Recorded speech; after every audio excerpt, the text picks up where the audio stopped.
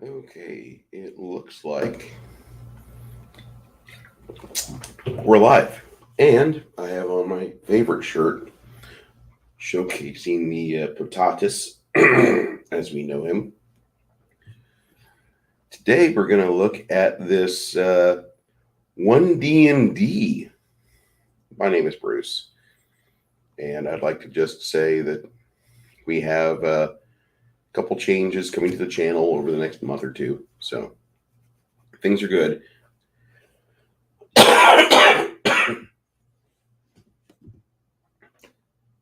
August. That's all I'm going to say. It's allergy month. Okay. Hey, how you doing there, Pop Cotton? Stephen King named his son Joe. So we're going to look at the 1D&D stuff that is currently the talk of the geek web.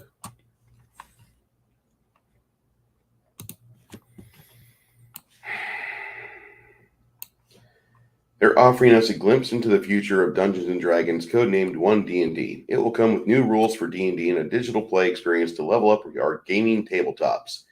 We also announced physical and digital product bundling for Dragonlance, Shadow of the Dragon Queen.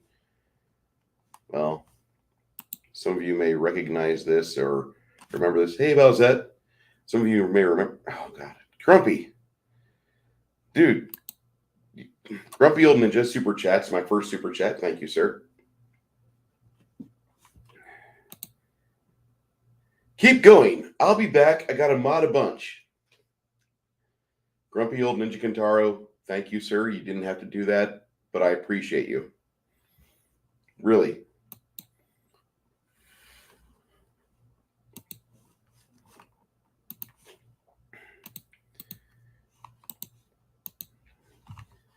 All right, back to this. We're sure that you've been left with plenty of questions. We're excited to share more details on the great things coming to Dungeons and Dragons. Below, you'll find our FAQ on 1D&D, D&D Digital, and product bundling. Click below to get started. General. What is 1D&D? It's a code name for the next generation of Dungeons and Dragons, bringing together 3 initiatives that will shape the future of the game. Now, so far, this sounds a lot like D&D Next, the 2013 test bed for 5th edition, which we now have. D&D rules. This is what we love about 5th edition, and updates the rules of the game to reflect the feedback we have heard from players and where the game is today. D&D Beyond. This will be the platform for your digital D&D collection, content, and tools.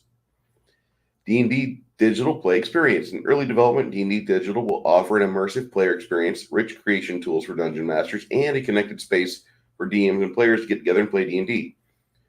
So far, this sounds like we are talking about... Excuse me, just for a moment. So far, it sounds like what we're talking about is that they're going to release a couple of books,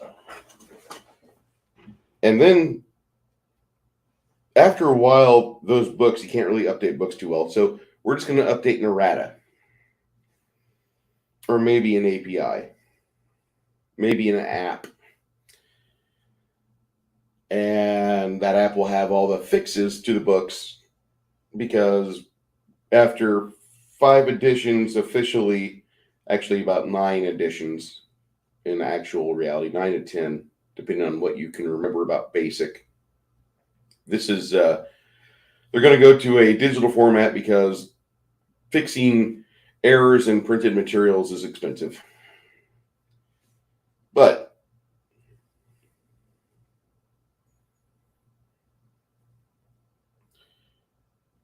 come on, there we go.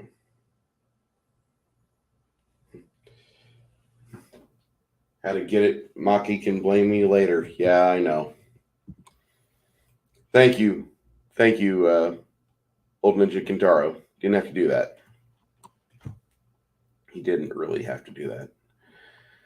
Okay, so the digital play experience, and for some odd reason it says it's not sharing. All right, there we go. All right, D&D Digital, D&D Beyond. Those are digital assets that they are talking about bringing this into a much more online version of the game than what they currently have. Now, it sounds like they are trying to replace Roll20 just with these 3 bullet points here. And I might be wrong, and I've been wrong before, but I've also been right more often than what a lot of people want to deal with. And I'm not saying that I'm right here, but I'm just going to say that this is one of those situations where it sounds like they're trying to get away from materials like books and trying to go very much towards, don't autoplay, just give it power. That's all I want. They're wanting to go to more of a digital experience, it looks like, just from these 3 bullet points right here. More D&D wherever you play, whenever you want. Hold on, Connell. You want in here?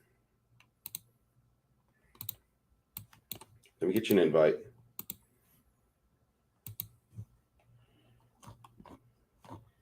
I'll put it in Table Breakers. That way, if anybody from Table Breakers is there, like, hey, we want to do this. All right, well.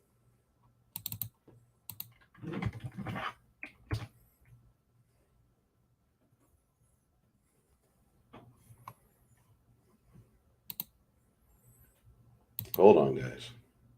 There we go.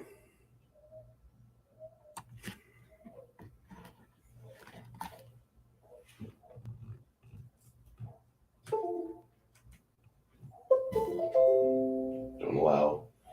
Just get it charging. That's all I want you to do. Sometimes an older phone is not desirable because it loses the contact points. All right, so let's go back to what I'm doing here. Hey, Mats. Okay, so back to this here. Our goal is to give you more D&D wherever you play, whenever you want. That would be nice. Most people just want to be able to play. Ironcaster says, though not directly intentional, it will give the Wokies a means to control how you run your games. Wrong think? Looks like we're taking away your digital library. Yeah, and that's what it looks like. All right, Connell, you're going to be on chat duty because my phone will probably die. All right.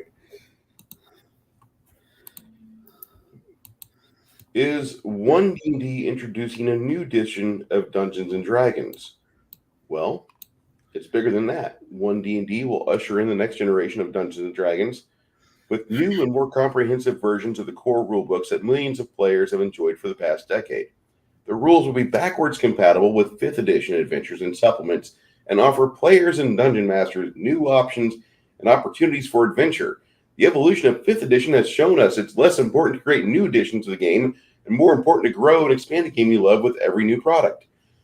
Does this sound like 3.5 from 3.0? Yeah, I mean, so are we going to get another Pathfinder system, but that's not Pathfinder, like Woke Finder?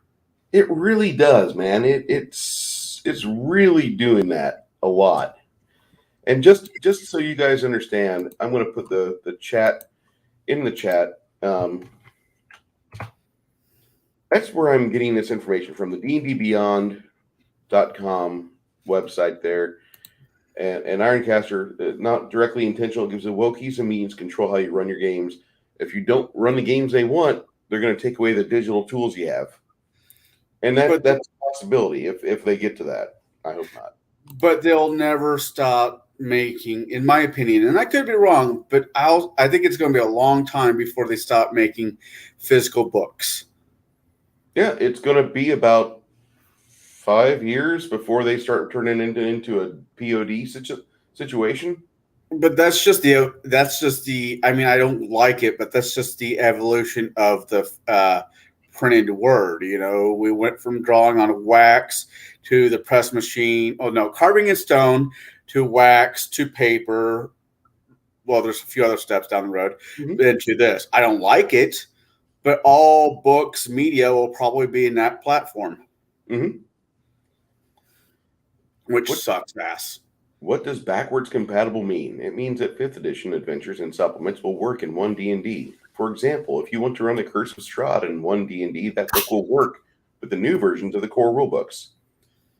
Curse of Strahd also, if you didn't set your character up right with the right skills, the adventure ended. It ended. First act, need the right skills, or adventure ends. Good luck, kids. Well, you also had the murder house. That's even before you get into, dealing with Strahd, but that's a whole different subject. That's a whole different ball wax. Ironcaster says D&D Beyond has already got a monthly subscription option. Yes, they do. But they do have a share where if your DM owns all the books and you're in his campaign, he has the ability to share those books with you, where you don't have to go spend X money to buy the books all over again. The goal is for you to produce low-cost books so you can have everybody in the party, players included, DM included, be able to have a copy of their favorite books available. Yeah.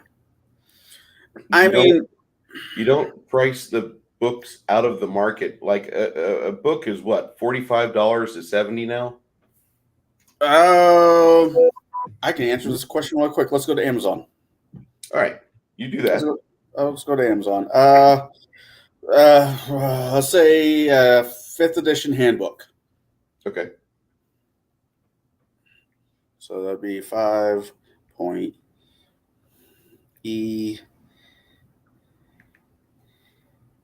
handbook from Amazon.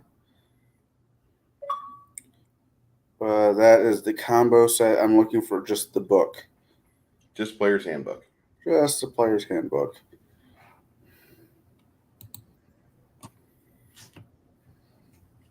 While you're doing that, I'm going to read the next bullet point here. What is changing with One D&D rules?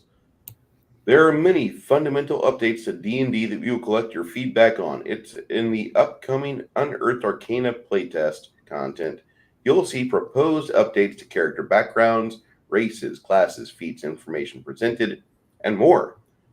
Ultimately, the answer to what will change depends on what we hear from you throughout One D&D playtests.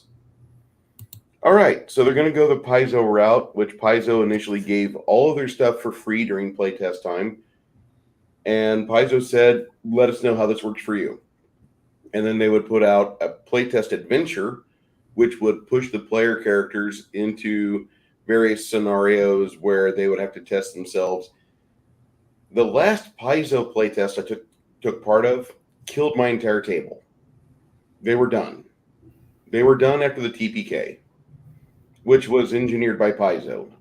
And then Jason Bulleman, the designer for Pathfinder 2e, said, listen, we didn't mean to have so many people have negative impacts. We know that we were pushing people towards a certain situation, but we really wanted to see what the player characters were meant to endure.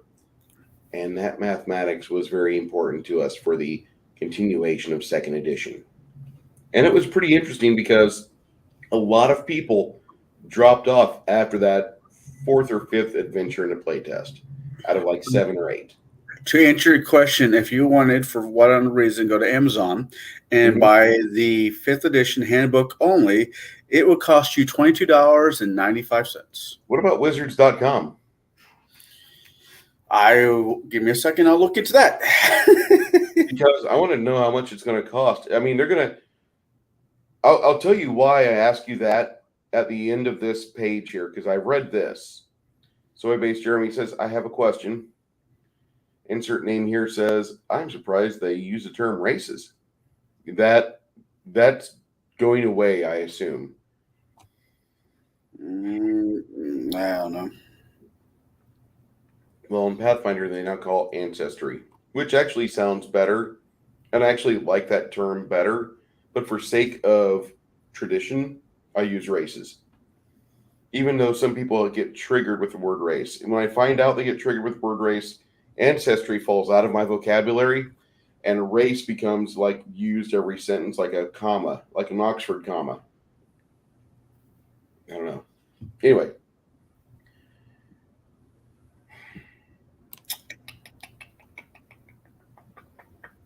So they're going to be getting feedback from the players. Hopefully the players run honest tests. That's all I've got to say. When will I'll be running it. When will the one D&D rules be released? The new core rulebooks are expected to be released in 2024, the 50th anniversary for Dungeons and Dragons.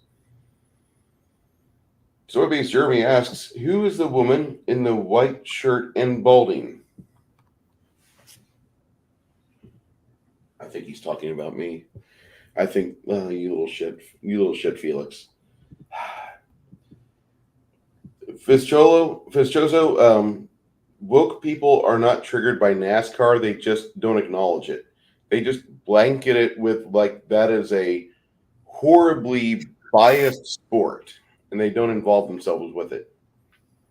There was a situation with Bubba Smollett some years back.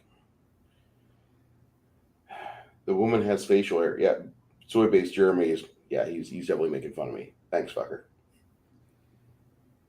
Mar Hockman says, well, there's multiple reasons to carefully choose whether to use race, species, or ancestry. They're not the same thing. No, they're not. But I actually prefer the ancestry because Paizo actually chose properly. Ancestry would actually work really well for a fantasy-based game, I think. Yeah, Bruce at least knows I'm messing around. Yes, sir, you are. So, the core rulebooks come out in 2 years or in a year and 3 months. More can be found for the latest 1D&D news. Sign up for D&D Beyond and hop into your account settings and update your email preferences to receive communications from D&D Beyond. You can expect news from 1D&D roughly every month. All right, let's go to feedback and playtesting. How do I access 1D&D playtest materials?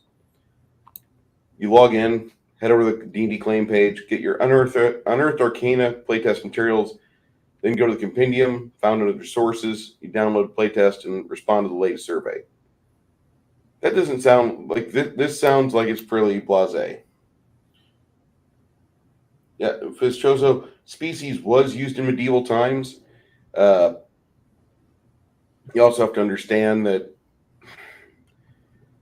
there's still a lot of narrow-mindedness now today, and it doesn't get better when you're asking like the mainstream what they think of the fringe. It's really bad, especially if they're talking about a minority on the fringe. They use every minority out there, every minority word to describe that person. So base Jeremy says, I just gotta buy willow charcoal and blending stuff. All right, to answer your question, if you go to Dungeons & Dragons and type in Player's Handbook, they will tell you where to buy it, your local store, Amazon, and so forth and so on. So forth and so on. They do actually not give a price that I can find. Okay, hold on. Their price is $50. That's what I want to hear. Thank you. So Amazon's cheaper by $30 some odd dollars. Yeah. Oh, Mar Hockman says, he clarifies, in fantasy settings, species can be used to categorize the difference between, say, humans and goblins. Yeah. Or two different groups of humans can be ancestry as distinguishing factors. True. Historically, humans, there were, 3 different human-ish races, then came down to 4? Polynesian, Afrikaans, or Negro. Then you have Anglo, and then... I'm talking about way. Polynesians, Mongoloid, Yeah. Afrikaans, Anglo. Those are the four various types from like when they were classifying this shit in 1500s, 1600s. Right. Types they were calling it. All the explorers were coming back with these different descriptions, and so they said there are 4 basic human races. That makes sense. Yeah, that makes sense. I mean, even humans come in. I don't want to say races, ethnic backgrounds. I mean, I don't know. It's really weird. Let's see. Species categorize difference between, say, humans and goblins. 2 different groups of humans could be ancestries as distinguishing factors, like, say, between Sicilians and Grecians. Irish and sub races. Well, then you go into things like, well, you would have like, well, we're talking about the Afrikaans, and well, now we have the Nigerians, and let's talk about the Kenyans, and we could split like that. I think that's where good subrace splits go. And if you're talking about fantasy gaming for subrace, you have like black orc, yellow orc, brown orc, green orc, those sort of things. Kinzer and Company did a really good book on orcs back in 2005. It was great. Are goblins corrupted elves in Dungeons and Dragons? No, but in Tolkien, orcs are corrupted elves. He says no. The same crowd triggered by term race. Race is the same crowd that says orcs equal black people. Yeah, they are. It's really funny too because it's like that. That should never be a discussion. I've never seen that as a correlation. I mean, maybe I'm not woke by any stretch of the imagination. I'm not SJW, but I would never consider orcs to be black people because in the back of my head, orcs are just orcs. They're a fictional race. They do not exist in real life. There's no correlations between fantasy and real life other than humans are humans. Yeah. Now, he says the goblins are just orcs in Lord of the Rings. Disagree with that. The goblins are actually kind of like a sub-race of goblinoids, which the orcs are split off from, or not split off from. They're actually corrupted elves, but they're now considered goblinoids because they are dark affinity races. They don't do well in light situations. Anywhere there's sunlight, no, you're not going to find any orcs. Corrupted elves. Red, yellow, black, white, not actual ethnicities fit in the 4. No, not really. D&D goblinoids are their own race, distinct from elves, as are orcs. Yeah, they're distinct. What was that movie? It came out where the bunch of women went cave diving, and and they found a subspecies of human. The albino humans that are carnivorous. Yeah, those are your goblins. Those are 2 really good movies to watch if you have watched better movies. There's nothing else on TV. I mean, they're going to suffice, but they don't take women to the lofty heights that say Joss Whedon does, where there's like one female fighter and she's better than all the other fighters in the world. And he does that with every fucking series he does, either Sense8 or Buffy or Firefly. There's one little waifu girl, one little wispy, thin, no boob girl that she is just an awesome fighter. Amazing enough, he did not do that in the Justice League because Wonder Woman was on par with everybody. Everybody else was basically on par with Wonder Woman. Yeah, everybody else is on par. Like, we're lucky to be as good a fighter as she is. Right. I mean, Batman's a bad motherfucker. Yeah. Orcs aren't real. I am just That's like funny. Wow. Okay, so we know where he sits on that tree. I'm just going to leave that hanging there. They're going to be doing a different test every month, from player classes to subclasses on game mechanics.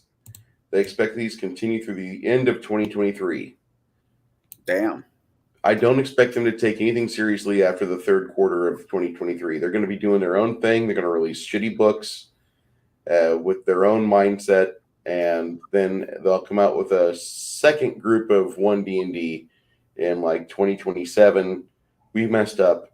Here's the new addendum. Here's the 17th errata. Here's the book you wanted after we tried to push the book we wanted. After we tried pushing the book we wanted. Here's the booster shots for this disease of a game that we have. Come get your boosters. If you want to play test but don't have a group to play with, your current D&D group is not interested, visit us and we will look for looking for players, looking for group channels. We'll get you people. At least they're willing to feed the pawn.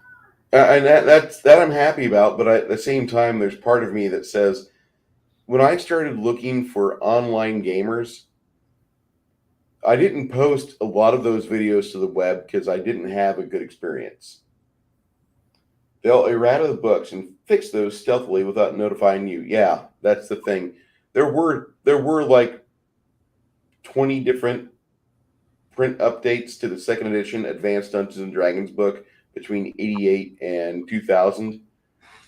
So, I mean, they usually don't let you know about updates like that, but you'll see things if there's like a Sage Advice channel in the Discord. You'll be reading through it. Here's the changes this month to the Goblin. What? Goblins? Fuck, I got a Goblin Alchemist. I need to read this. You know. Don't hate on the Goblin Alchemists. They're actually kind of fun to play. I'm not. I'm just saying that I'm using that as an example. They're going to have errata with things that are typically out of the mainstream, and everybody wants to play goblins right now because goblins are cooler than drow. Goblins, I mean, to be fair, Pathfinder kind of let that horse out of the stall with We Be Goblins.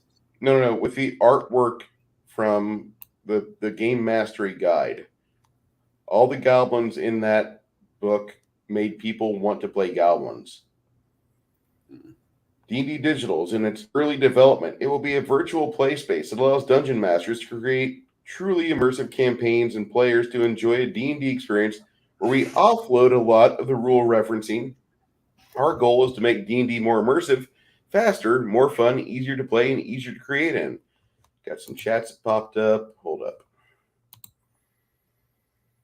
Okay. Yeah, they'll fix it stealthily without notifying you. Make a D&D hybridized digital and physical format. Hook people on that as a bar for playing D&D. Activate D&D, the microtransaction edition. And then play as kobolds. Oh, my life has sucked. My life has sucked. Why do we have to have this? We already have Roll20. Now Wizards is going to have their own buggy way to get to a blue screen error. Thanks, fuckers. What's the difference between the D&D digital play experience and D&D Beyond? Well, this is intended to be an immersive digital experience for your D&D sessions. It'll be integrated with D&D Beyond, which will continue to offer tools for reference and play, and you'll be hooked up to it all the time. It doesn't say that, but that's what's implied there to me. What about all the other digital tools I use to play D&D today? Whatever tools you love using, keep using them. Our goal is to make the best digital play experience for D&D. And just like everything else in D&D, everything is optional. Hey, Fischoso, you take care of yourself, buddy. Good seeing you here. When will the digital D&D play experience begin playtesting? Well, it's still in early development. Everything we've shown is pre-alpha. We expect to start showing more to players, the closed beta, later in 2023. So continue to use Roll20.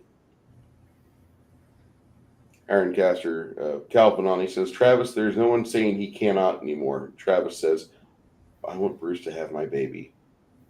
Travis, there's no one saying he can't anymore. Wow. I'm not touching that. Yeah. You don't want me to have kids for you, man. They come out angry and they get like, this is all like fading gray, but the kids will have like really dark hair. There's Fitzchoso saying goodbye. Ironcaster's like, we can monetize you directly, sell your virtual dice in different colors as microtransactions, and give you sparkly effects for an additional $5.99 a month. Every time you roll a dice, it's 5 cents. Every time you get a critical, pay $1. Oh. And monsters can't get criticals anymore unless the DM pays extra. Oh, yeah. I caught that the monsters no longer get criticals. And I'm like, I don't like that. And my friend's like, well, they get other abilities. I'm like, what are abilities? I mean, what's good for the goose is good for the gander. That's how I run. They have great round bald heads. They will have amazing round bald heads. Sparkling. Vampiric almost. DMs can't crit. Yeah, the DMs. Yeah, I would be ignoring that. That rule's going away. I have more questions about the D&D digital play experience. We know players have a lot of questions after getting an exciting look at D&D digital, but you see it's a prototype and in early development. Expect us to share more details when we're ready. Remember back when they showed off D&D 4E and they were talking about how great it is not to have to worry about grapple rules? Our Pepperidge Farm remembers. You know, fourth edition did do two things right: Board games. board games and their commercials. Because there was nothing better than watching that gnome saying, "Somehow I became a monster, and they gave me a lair. And this is my minion, Francis. He goes roar." I mean, or you get the Russian tiefling, so forth and so on. Those are really cute commercials. You get confetti and air horns every time a player rolls a natural 20 for an additional $10.99 a month. Yay! Yay! I rolled a 20. Wait until you have a player picked up an online, becomes offended or angered by the dungeon master, reports you to WotC as an ismist phobe, and WotC locks your account and it takes away your purchased digital content. Yeah. We will be going back to playing Pathfinder, where I own all my books, and they can go fuck themselves. This digital idea sounds like it's going to blow goats. It does. It really sounds like it's going to be a Dalki Bartakamus nightmare. I mean, you're going to have like a serious. We don't want to be in America anymore. This is not good. All right, so what are digital and physical product bundles? We're excited to offer our first ever selection of specialty priced bundles that give you a physical copy and a D&D Beyond digital copy of the upcoming book, Dragonlance: Shadow of the Dragon Queen. Our first offering is now live on dndsorewizards.com. Okay, well, this. Let me click this. I haven't seen it. I've never read Dragonlance. Early access starts in 92 days, 14 hours, 58 minutes, and 49 seconds. Wow! Ooh-wee! Shadow of the Dragon Queen Deluxe Edition Bundle for $154.98. You get electronic pogs.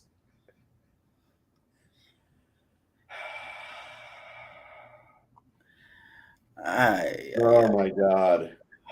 Secure your code for access November 22nd. You have over 3 months away to lose $160, not including shipping and handling. Or $60. $60 for the book.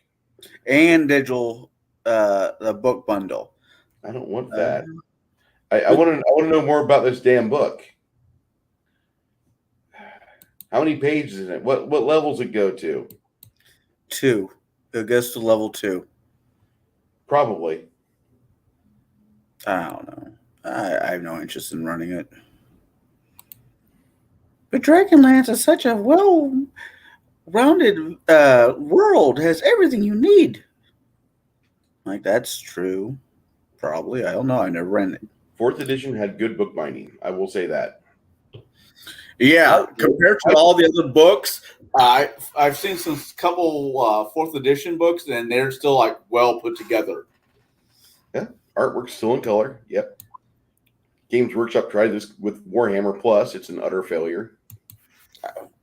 By announcing this now, they've shot the marketing foot for Spelljammer. D&D website's already marketing Dragonlance when the Spelljammer came out last week. I've not heard a good review for Spelljammer yet. The guys I listen to have tanked that book. I can see the countdown. I'm seeing a bunch of guys in WotC Mission Control looking at that with terror in their eyes. So what did Spelljammer dropped 4 or 5 new races. There wasn't much. It really wasn't much that got dropped. Boys at WotC, they don't know what they're doing, but they want to keep their job, says Calvinani. I think I made I made the monkey race, the space monkey race. Mm-hmm. I made and named it Needler, or whatever the character off of Pirates of the Dark Water. Okay. And I'm playing that as a rogue. Are you enjoying it? I don't know yet, as the game hasn't started yet. We're doing Dragon Heist, and we're doing Dragon Heist first, and I'm playing that through Dragon Heist. So, can I expect more D&D products to offer physical and digital bundles? We want to deliver on this. Ask right now. We are in the test and learn phase. Join us on the first foray and expect more in the future. For now, we're not quite ready to commit to every book getting a bundle. Uh-huh. So you call this bundle a test. What are you testing? We're testing everything from distribution method and quantities to bundle contents. We thought it was important to call this out as a test because you should expect to change over the next 2 years while we bring on more D&D in more ways possible to more people. Hey, I got a question, Connell. Maybe you can answer this for me. At your local friendly game store, how are they going to get the digital bundle? Unless they tape the disc in the book, I don't see, or it comes in a box set, I don't see it happening. I think this is going to be internet-based shopping. Okay. So do you think this is going to be good for a friendly local game store? No. Actually, no, Okay. I don't. Because I'm remembering Warhammer, when Warhammer pissed on thousands of mom and pops that they had their game stores for decades.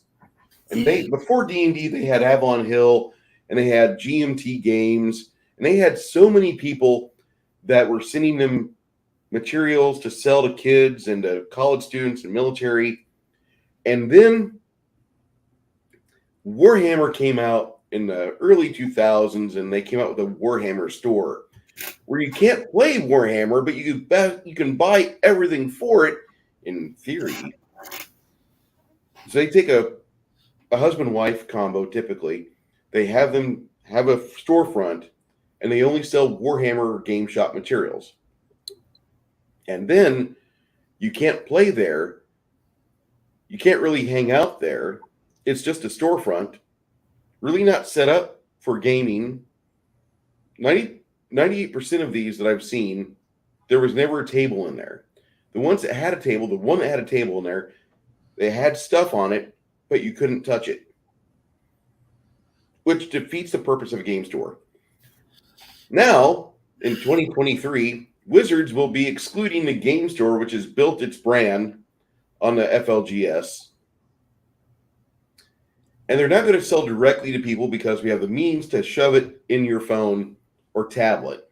Well, my question is what are they going to do with the Venture Leagues? Because Venture Leagues is a big seller at most game shops, especially if they're game shops, like Pathfinder Society, where they actually need to send material, books, so forth and so on to game shops so they can, be drug dealers and sell their meth. I mean, their games. So I'd be kind of curious what they do with that. Chimerian and our friend Blaine. Spelljammer did not give, space rules. So people are like, hey, use sailing rules from other books. I'm like, well, fuck. I can do that already. I don't need your fucking book. He's not wrong. No, he's not. And there's better rules out there. Fire as She Bears is a really good one by Frog God Games on how to put sailing ships at war with each other in a D20 style game. They're still testing the book bundle they want you to buy right now. Yes, they have the book on sale on the website. You won't receive it for 92 plus days. But holy moly.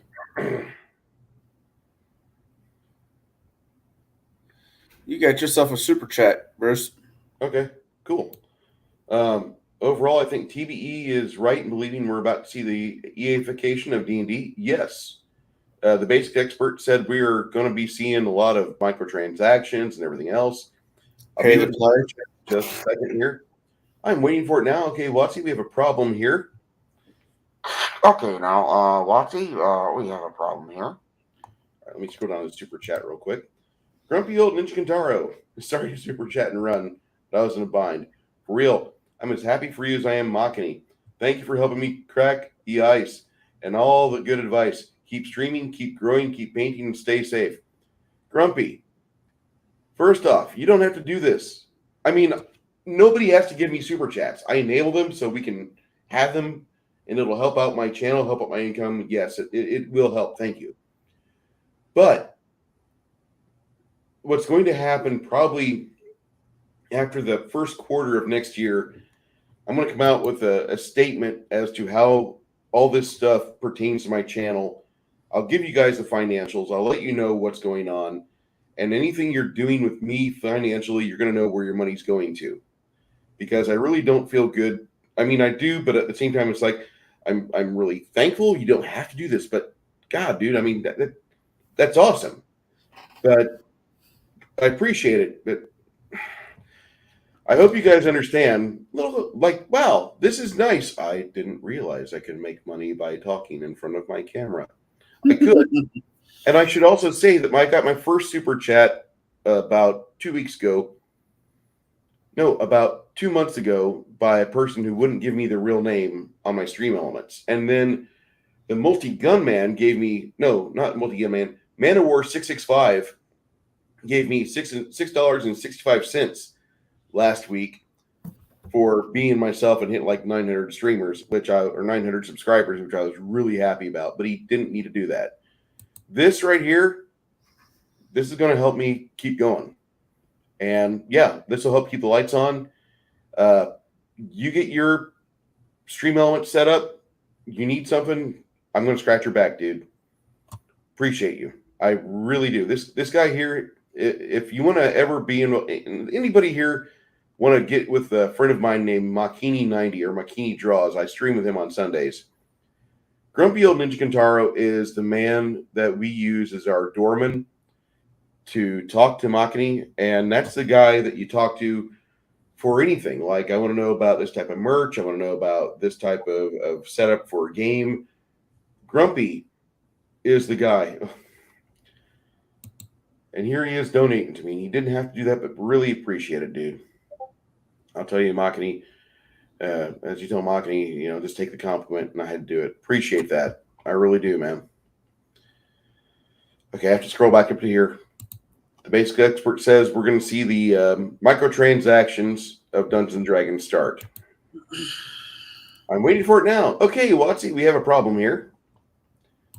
Ironcaster says, well, we could have a code in the box, meaning the store will have to get a digital code handout, or the books would likely be sealed so you cannot open them up in the store to look.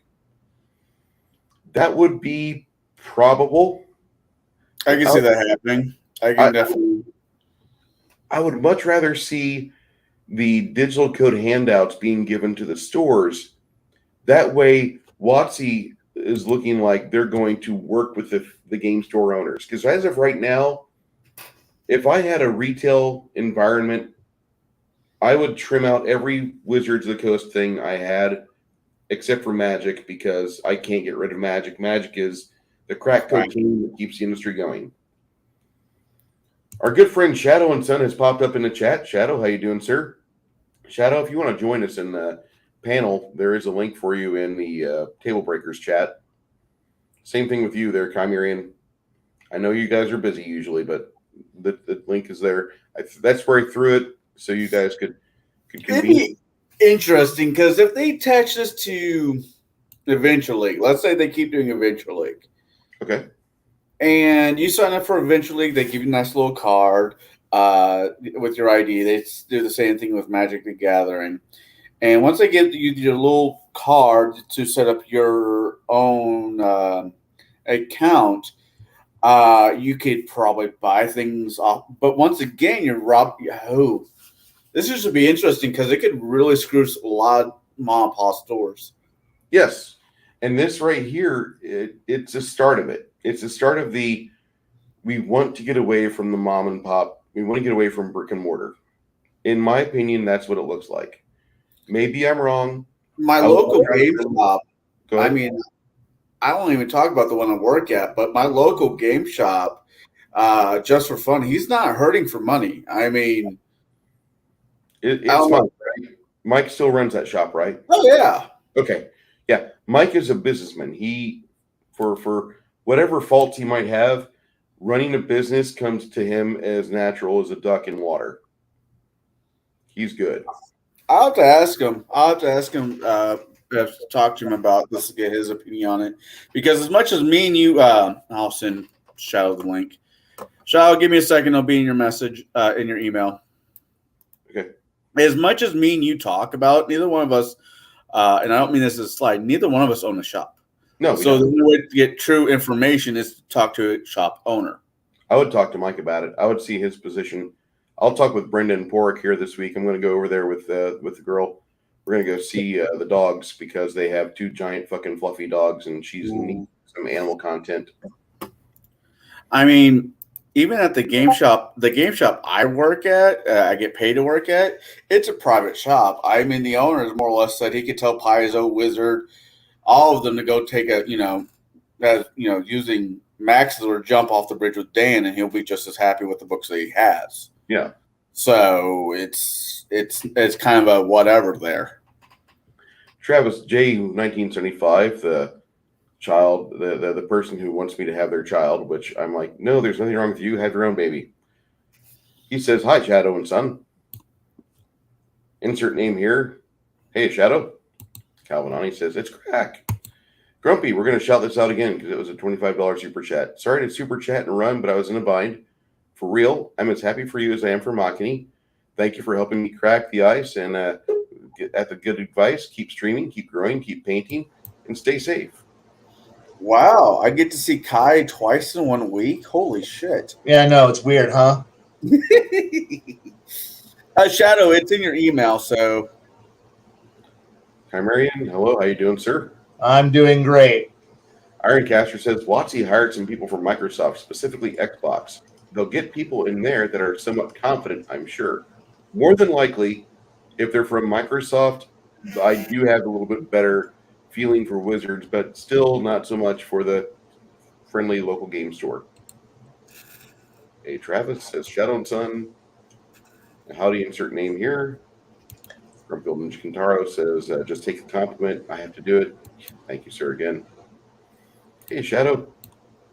I only have one worry about most of this entire thing is with how much like WizKids and how much like everybody is dumped into all the miniatures and here comes Watsy going 3D bullshit everything and I'm going, wow, way to stab all the periphery material that supports your industry.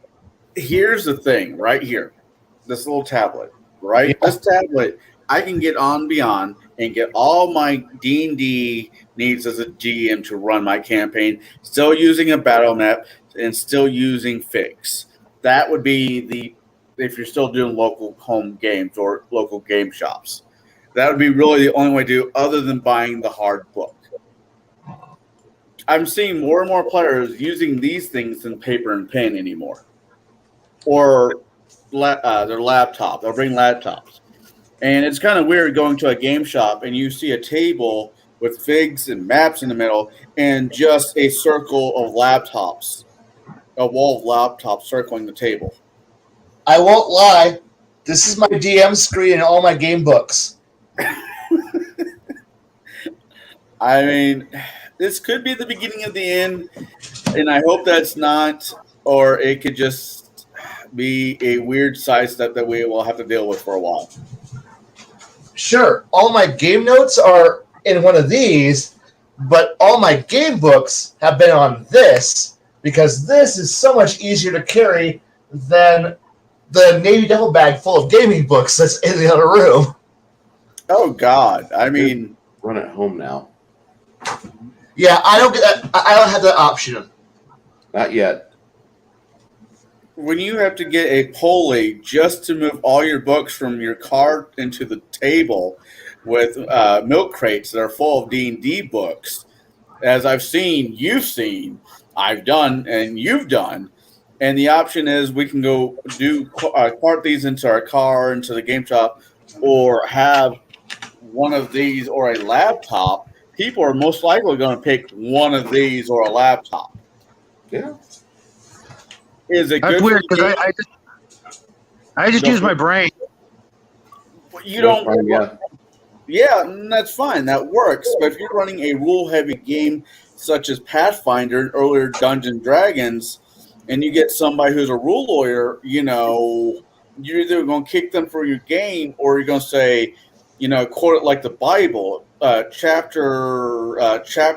Yeah, those people don't enter into my life, let alone my game. Me and Bruce have played with people like that. I am that guy. Actually, Blaine and Jade both are chapter and verse guys. Whenever it comes they can do that. I can list a handful of my players that don't even own a single book. Now, I know And how to. we've been playing for 20 years, 25 years. Well, I if know you're how- in edition for 10 years, you tend to get to know the rules pretty well. Yeah. Yeah. I know how to set aside my my rules lawyerness, but boy, do I know how to like. If I want to go into Roman Catholic mode and start preaching the rules, boy, will I start quoting them. Calvinani says Microsoft and microtransactions equals fluidity. Yes. It's all coming. It's all part of the. You will eat the bugs. You know, I've heard it like 50 times today alone. It's all part of that mentality, and you know, I'm not buying into it. You know, I just bought another copy of the original, a second copy of the original Monster Manual, and I'm looking for more. You know, the only books I buy are the ones that go up in value, not that get, you know, shelved off to the planned obsolescence pile. No, Grumpy Old Ninja says, oh, go ahead. Go ahead. I thought you were done. I'm sorry there, Shadow. I kind of was. You know, right now I can buy, you know, brand new copies of some of the more recent editions for less than cover. You can't do that with some of the older original books for a reason. They don't hold their value on the buyer's market. Why would I think they're going to hold their value, you know, game wise? They're you know, cheap Chinese knockoffs of classics from the old days. I mean, that's like saying Beastmaster is a Wish version of Conan the Barbarian. It is. Yeah, I'm not what was put on screen. Yeah, absolutely. What's wrong with that? But I'd rather watch it. I'd rather watch it than any Conan product that's ever been put on a screen. Because that's what we talked about earlier today. The 82 Beastmaster.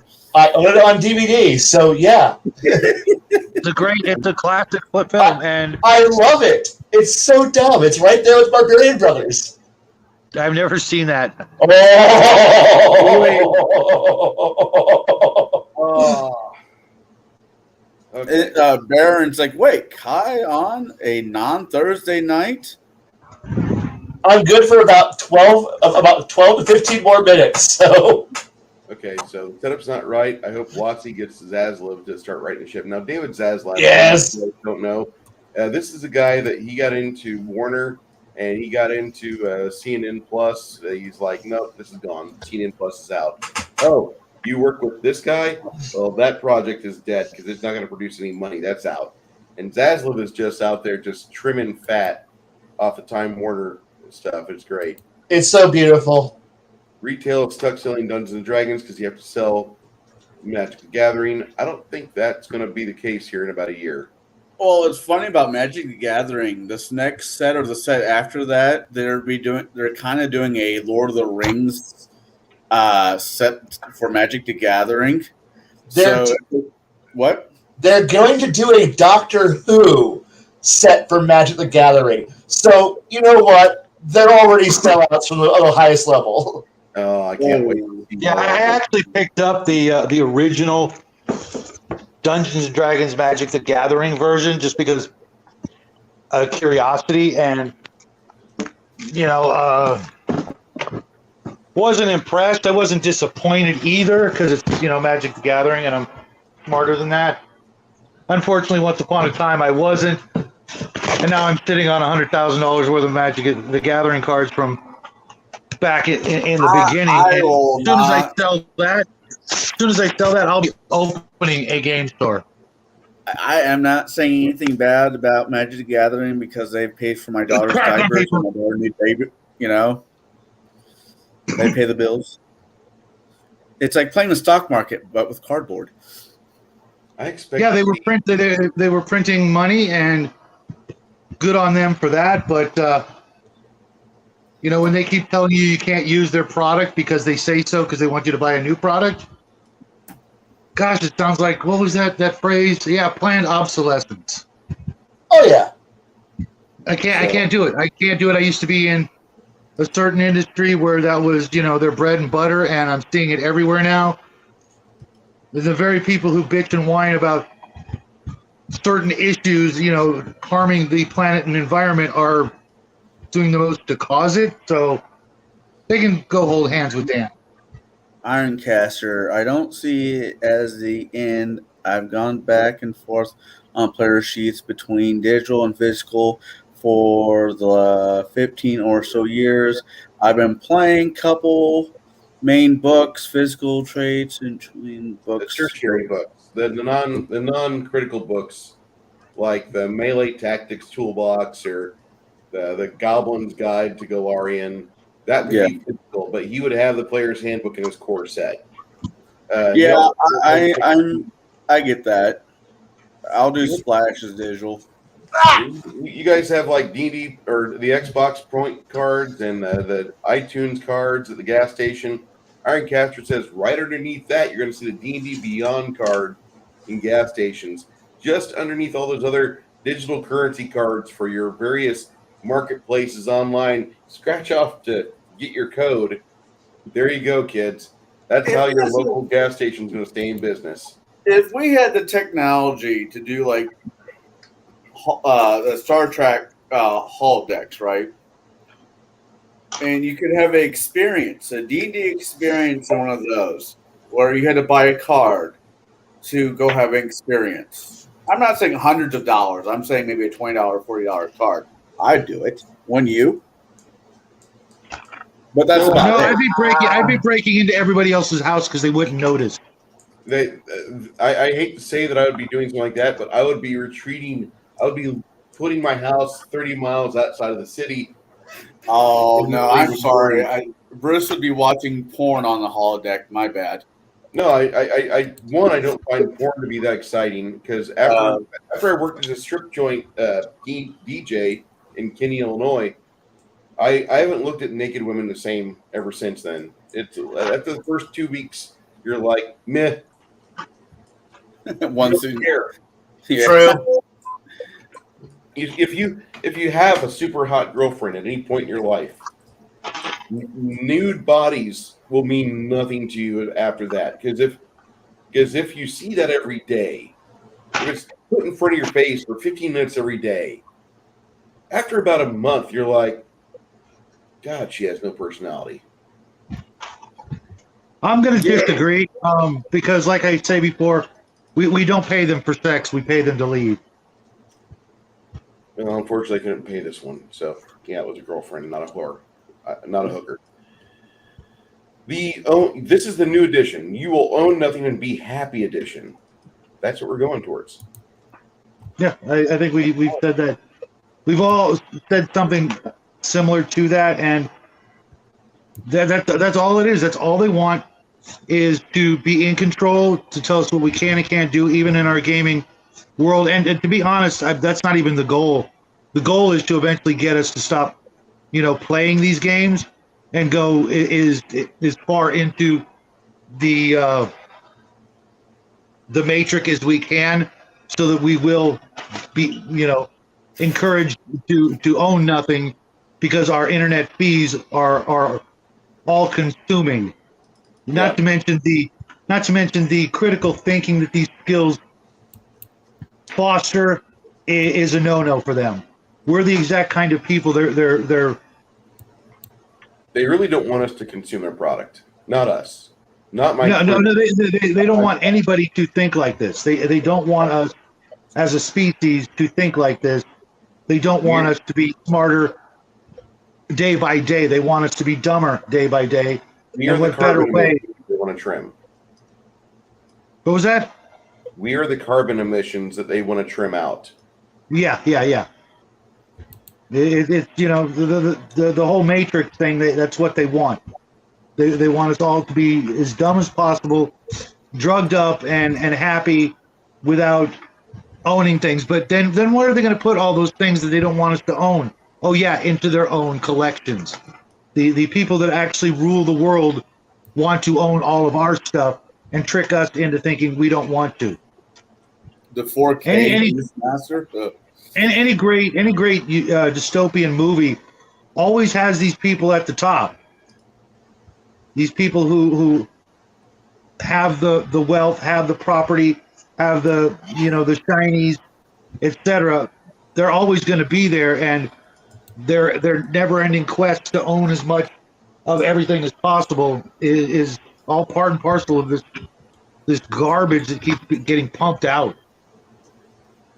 Well, they're talking about, like what Cal says, they're doing limited special sets. That's kind of what they're doing with this garbage for WotC, and it doesn't sound like a good situation. I mean, you're going to have to order directly from Wizards, it sounds like, unless they're able to actually get in bed with the friendly local game stores. I don't see that happening.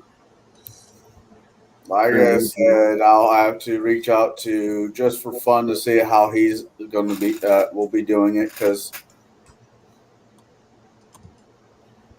Yeah, who won't buy in? But D&D, Jenny D's going to be on cards coming soon. Get excited, guys! Don't you love your blue-haired little waif of a woman? All right. I have absolutely no idea who you guys are talking about, but that's not the first time. You're not missing much if you don't know who she is. I just don't pay attention to that shit. Canonically, a lot of people did use holodecks for porn. Yes, they did. And in the Orville, it was used for porn too. Yeah, just guy, feel sorry for the guy who has to clean that place up. Man, I just want to build a 3D model I can walk around in. That's all I want. One thing my folks observed about U.S. public schools is that they seem to be making an effort to teach less things to children. Yeah, that's them. Yeah, they don't need us to do anything other than, continue to breathe in and out and push the vote button for what they want. The game Cyberpunk, way back in the beginning, the very first Cyberpunk, had these people called proles, which were the average plebs that never left their cell, got whatever they want in the way of food and video entertainment, and 2 buttons, yes or no, for who they wanted to vote when time came around. And that's what it's all boiling down to. Yeah. That didn't end well for the... What does DM James have to say?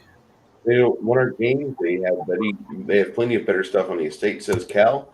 DM James says, you're edged because I'm wheezing on your grindage. Just chill. Because if I had the whole Brady Bunch thing happen at my pad, I'd go grind over there. So don't tax my gig, so a hardcore cruster. That's Wow. Yeah. Yeah, that was really, really well done. I don't know how he catches up on stuff like that so quickly, but damn, He's a quick he really guy. should be. He should spend more of his time writing.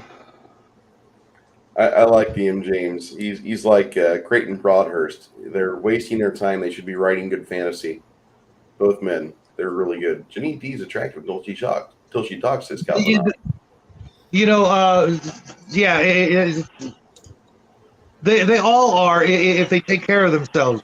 We've come to the point in evolution where it's literally hard to find women that are unattractive unless they completely let themselves go.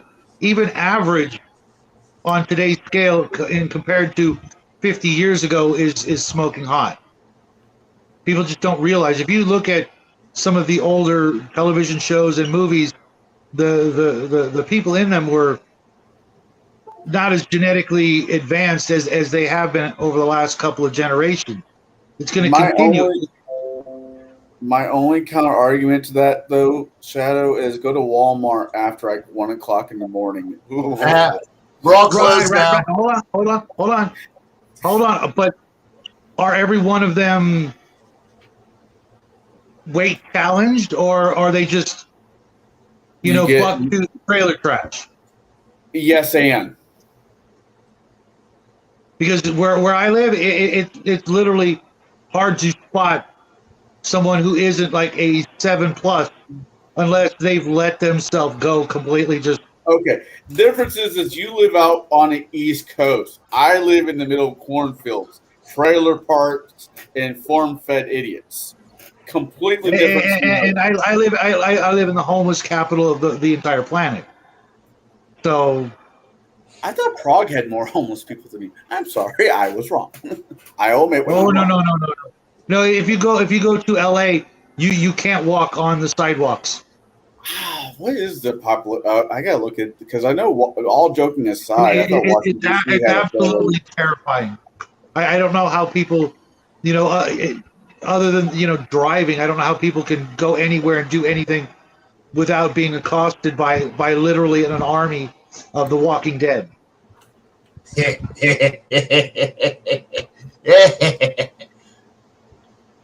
Fortunately, I don't live in LA. When we went there, when my son and I went there for his film festival debut in Hollywood, Hollywood was a toilet. And what do you know?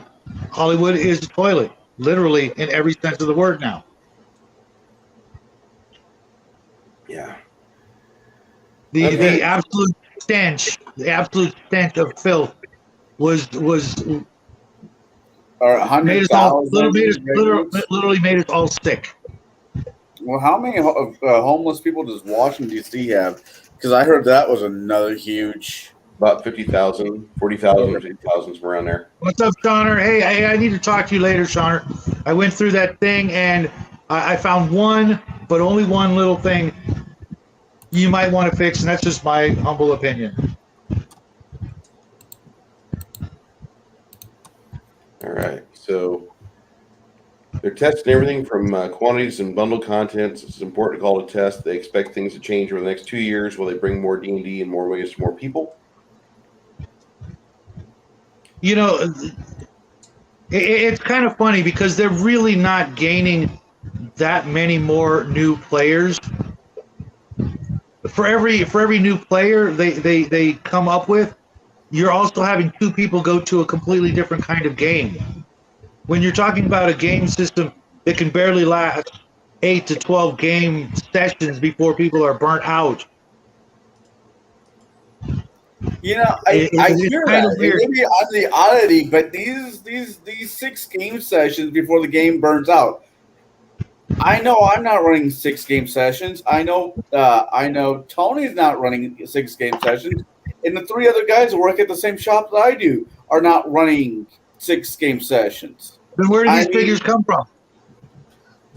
I'll be honest. Okay, it's coming from a very tainted source, and I will say that for you, fuck it. The online gaming sites that really, where you register your game is, and they say that, and these games only last, online they only last about X number of sessions. But the thing is that you don't see that with people who are in person. But everyone quotes the only reliable source available: the digital platforms. Digital platforms have no lifespan. We have problems in real life, but at least in real life, if Connor doesn't decide, I'm going to, I don't want to show up today. We go up to his house and go kick his door in and say, get the fuck at the game. I've had to go at my house before and go, where the fuck are you at? And I'm like, I'm having a bit of a depression session, and I'm half drunk from alcohol. Like, depression bad, drinking bad, grab them. And suddenly I have 3 people grabbing me and dragging my ass to the game because they would prefer me there half drunk than not there at all. So games last. But since everyone does all of their bullshit quotes on the only available source, well, of course, Roll20 says you only get 8 sessions. You only get 12 sessions. That's all anyone online can ever manage. But again, good groups last forever.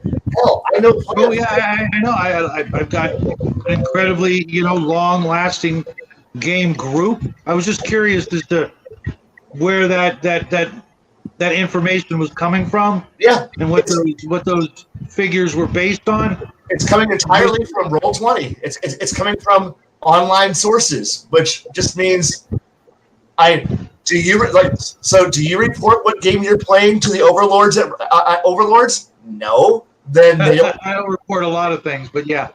Then as far as I can guarantee you, no one knows.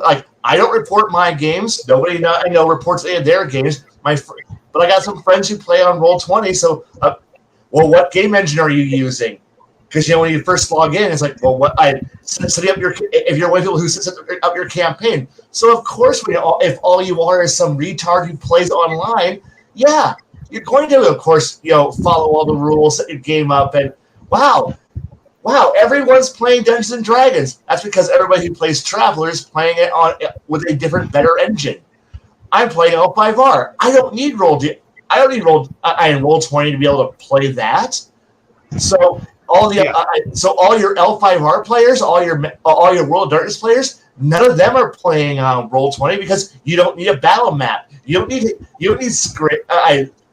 You don't need a dice roller engine. You can literally just almost trust your players, or have a camera and point it at your dice. Woo, and like almost every game engine that doesn't require a battle map, surprise, no one registers it with the official game engine. So of course, the WotC people can masturbate to how amazing their games are because wow, everyone's playing online with our game engine. And reporting it. We're so big because everybody else is figuring out how to play their games without having to play that.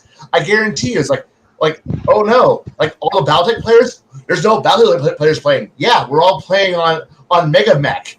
Like, we're all playing with different game engines. The Starfleet Battles players, well, fuck, we don't have any hope because there's no game engine that can run our game. And yeah, like anybody who plays a serious game, you can't go to a D20 engine and go, well, this will work just fine. No, you're not. Yeah, you can play on a virtual tabletop simulator. Cool, that kind of works, maybe.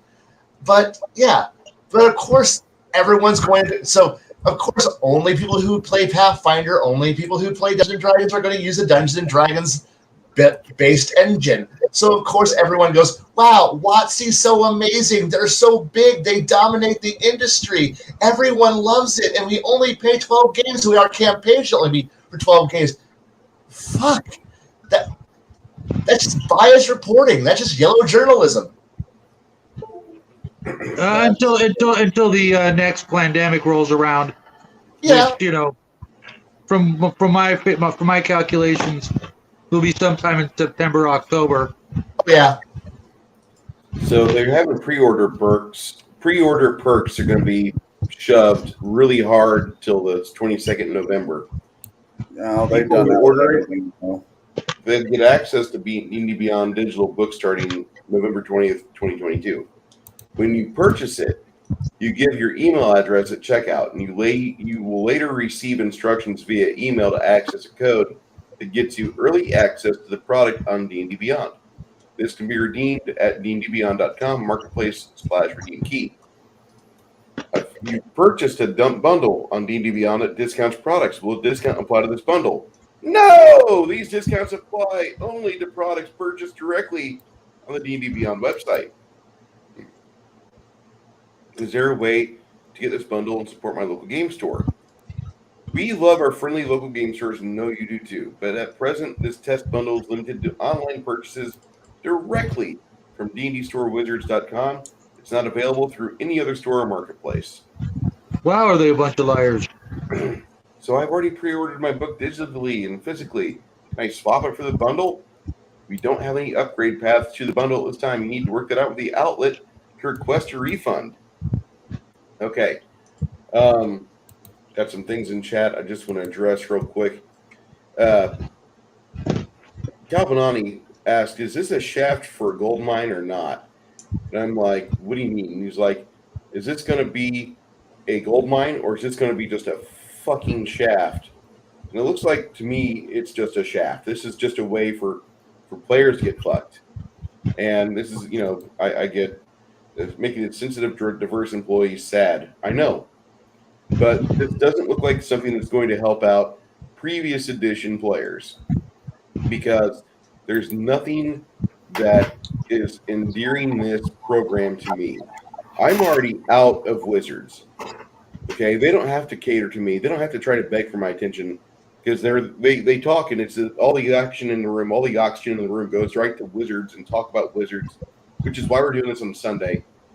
But whenever they do something, like the entire internet talks about it, the web that we are part of, the gaming sphere talks about it. So I'm going to talk about it, and you guys are with me on this. You don't have to be with me. You don't have to think the way I do, and I don't want you to. But I'm going to tell you that This doesn't look like it's constructive for the hobby. Zet, hey, take care of yourself. Enjoy yourself, and we will hopefully see you soon later this week. I am going to do the take a step back and watch. No, that's a nice idea. I'm not saying it's bad. Because I run 5th edition. I will say it on your channel, say it on my channel. I'm not trying to shell 5th edition because I don't think it's a great. There's other systems that are out there that are far fucking better. But it's what my players want to run. Okay. I will probably have to deal with D&D 1 and see how that works out. I have to say, there's a few things, and I know I'm going to get hammered by somebody, but there are a few things D&D 1 that I actually kind of like. I like the fact that you have to wait to certain levels to get certain feats. I don't mind that, and I like feats. I think they're an interesting mechanic in game. That was part of the feat design back in the day. Yeah, prerequisites. Right. Oh yeah. So, I mean, with Arcane Archer, you had to have this feat and this feat plus be able to cast this little spell and this, but you couldn't get this feat until level 5 or something like that. So you can't just like, I make a human which starts off with 3 feet, 3 feats to begin with. If you do fight, well, first feat, human feat, fighter feat. Depends on the DM. There might be a background feat. So that's 4 feats in the very beginning. And if these feats don't have a level adjustment, a level recognition, you could hop into some bullshit class right off the top and screw with your DM. Your background feats will never be able to get you anything because they have to be used for certain things.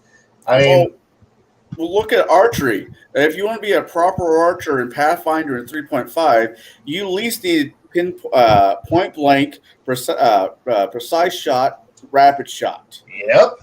Then, if you want to, you have mini shot, far shot, a deadly aim, vital shot. I mean, there was legit feat tree that you had to climb. Of course.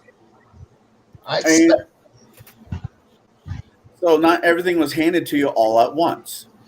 My only question is do I have to make the bullshit choice between a feat or stats? I think stats. I would, for some God only knows reason. If I ever made a system, if I decided to take the best of 3.5 Pathfinder, 5e, and whatever, and throw it all into a blender and come up with my own game system, but shoot me in the freaking head if I ever do. I think level adjustment should happen. Not level. I think stats should happen every 10th level, and feats should happen every 5. Because it should take more for your strength to go up, your dex to go up, than just, all I have to do is wait 5 levels. No, you should have to wait 10. So my only question for that would be, what the fuck do I get when I level then? A set in stone, faggoty ass bullshit, everybody on the block gets it at the same time, class ability? Oh, whoop-de-fucking do. Oh, goody, I get to play a carbon copy of the next guy who's right next to me. I like having flexibility. The one problem I had with 5e was the bullshit. Oh, here's your fucking rail. You chose your fucking rail at level goddamn 1, and you ride your fucking rail. Ooh. At level 3, I get to choose which of my 3 faggoty tracks I get to go ride on. And now I'm on that course. Whee! And that course has been now predetermined for me to ride off into the sunset to my special ability that my one subset allows me to have. Yay! Capstone ability! Hooray for my school class subdivision type! Woo! And that's all of your faggoty customization. That's your. Wow, it is the most brainless thing. And oh wow, I got to the point where I could either change a stat or gain a cool ability. Wow. That's all I get? You only get one or the other. Wow. This No. is the best game ever. Wow. This requires literally so dumb that I could be a pot smoking, brain fried marijuana junkie who's got alcohol and brain problems from alcohol, and I can still play this game because it's designed for retarded monkeys. I feel like I should at least say two things. First of all, Kai, I really hate it when you bring up arguments that I can't argue whatsoever. I absolutely hate that. You can't defend the stupid. I can't defend. I won't defend stupid. And then second of all, 5th edition is a good generic game if you just want to roll dice. Unfortunately, I don't want to roll dice. If I want to roll dice, I'll go down to the casino boat and throw some dice there. Or every Saturday, I can go across the street and go try to steal money from old ladies playing dice games. And I'll feel more productive than. Am I here? Oh! And since I'm playing a game where the DC levels up at the same rate that I level up, and my armor class also levels up at the same level I roll up, and my attack was. So can I? Are we level 1 or level 10? Does it fucking matter? Did I roll a 10? Did I succeed? Woo! I succeeded. Get my gold banana star. Woo! Yay! So if I ever run a game for Kai, it will not be 5th edition. Dear fucking Christ, Actually, I can't say that because for table breakers down the road. You're in for a. I'm thinking that some of us are gonna probably come down with the next I can't say it. flu See, when it comes time. See, I can't say anything because I actually have the player's handbook for 5th edition, and I tried to play it. I tried to run it. I tried to enjoy this game until I literally sat down and realized that there's absolutely no point in leveling. There's no point in advancing. You don't gain anything. You don't lose anything. You're just adding more rice to the rice bag. The numbers don't change, and yet everyone's like going, "Oh God, now we can't crit. Now my sneak attacks don't crit anymore. That's bullshit. This is bullshit. This change is bullshit." I'm like, "Your game is bullshit. Everyone is the same. The fighter hits as well as the monk punches as hard." Punches as well as the fighter hits, as the wizard casts his spells. Everybody is the same goddamn character. It's just, can you roll a 12? I'm playing a game of, can I roll a 12? Did I roll 12? I succeed. I am a god because I know how to roll a slightly above average. Yes, this is the best game ever. Oh, I can be so creative because I don't need to think about the game I'm playing. Did I roll an 8? Did I roll a 12? Oh, such an amazing game. Oh, brilliant. Yeah, I think dice are overrated to begin with. I like rolling my dice. I mean, it's basically, can I drop something and have it land on the table? Yes. Yes. Oh. And unfortunately, my Coin son can't. So. Coin flip. Okay, unfortunately, I'm past my declared bedtime, so I need to go to sleep for drive for 10 hours tomorrow. Toodles. Bummer. Bye. Take care, Kai. Take care, Kai, and just think happy Amber thoughts. I will. A game which has no dice. Yay! I feel sorry for him. I worry about him. I honestly think one of these days he's going to be in mid-rant and we're going to witness a pulmonary embolism on stream. I honestly get worried about that. I do the same thing. Like, I get passionate about my shit too, but Mark Hockman's like, in some games get to a rank 2 version of a feat where it's more powerful. I do stats every level, but like only one stat point. I can understand that. Lack of moderation. Some, not all third-party developers are a liability for WotC's intellectual property. As I said before, the purge is coming. They're trying to get rid of all the third-party developers because that cuts into WotC's money. How dare you try to take WotC's money? That was our money. We're Hasbro, don't you know? He used to tell my second edition players, if you don't take swimming as a non-weapon proficiency, but you're worried about your character ending up in deep water, don't worry, you get the drowning by default.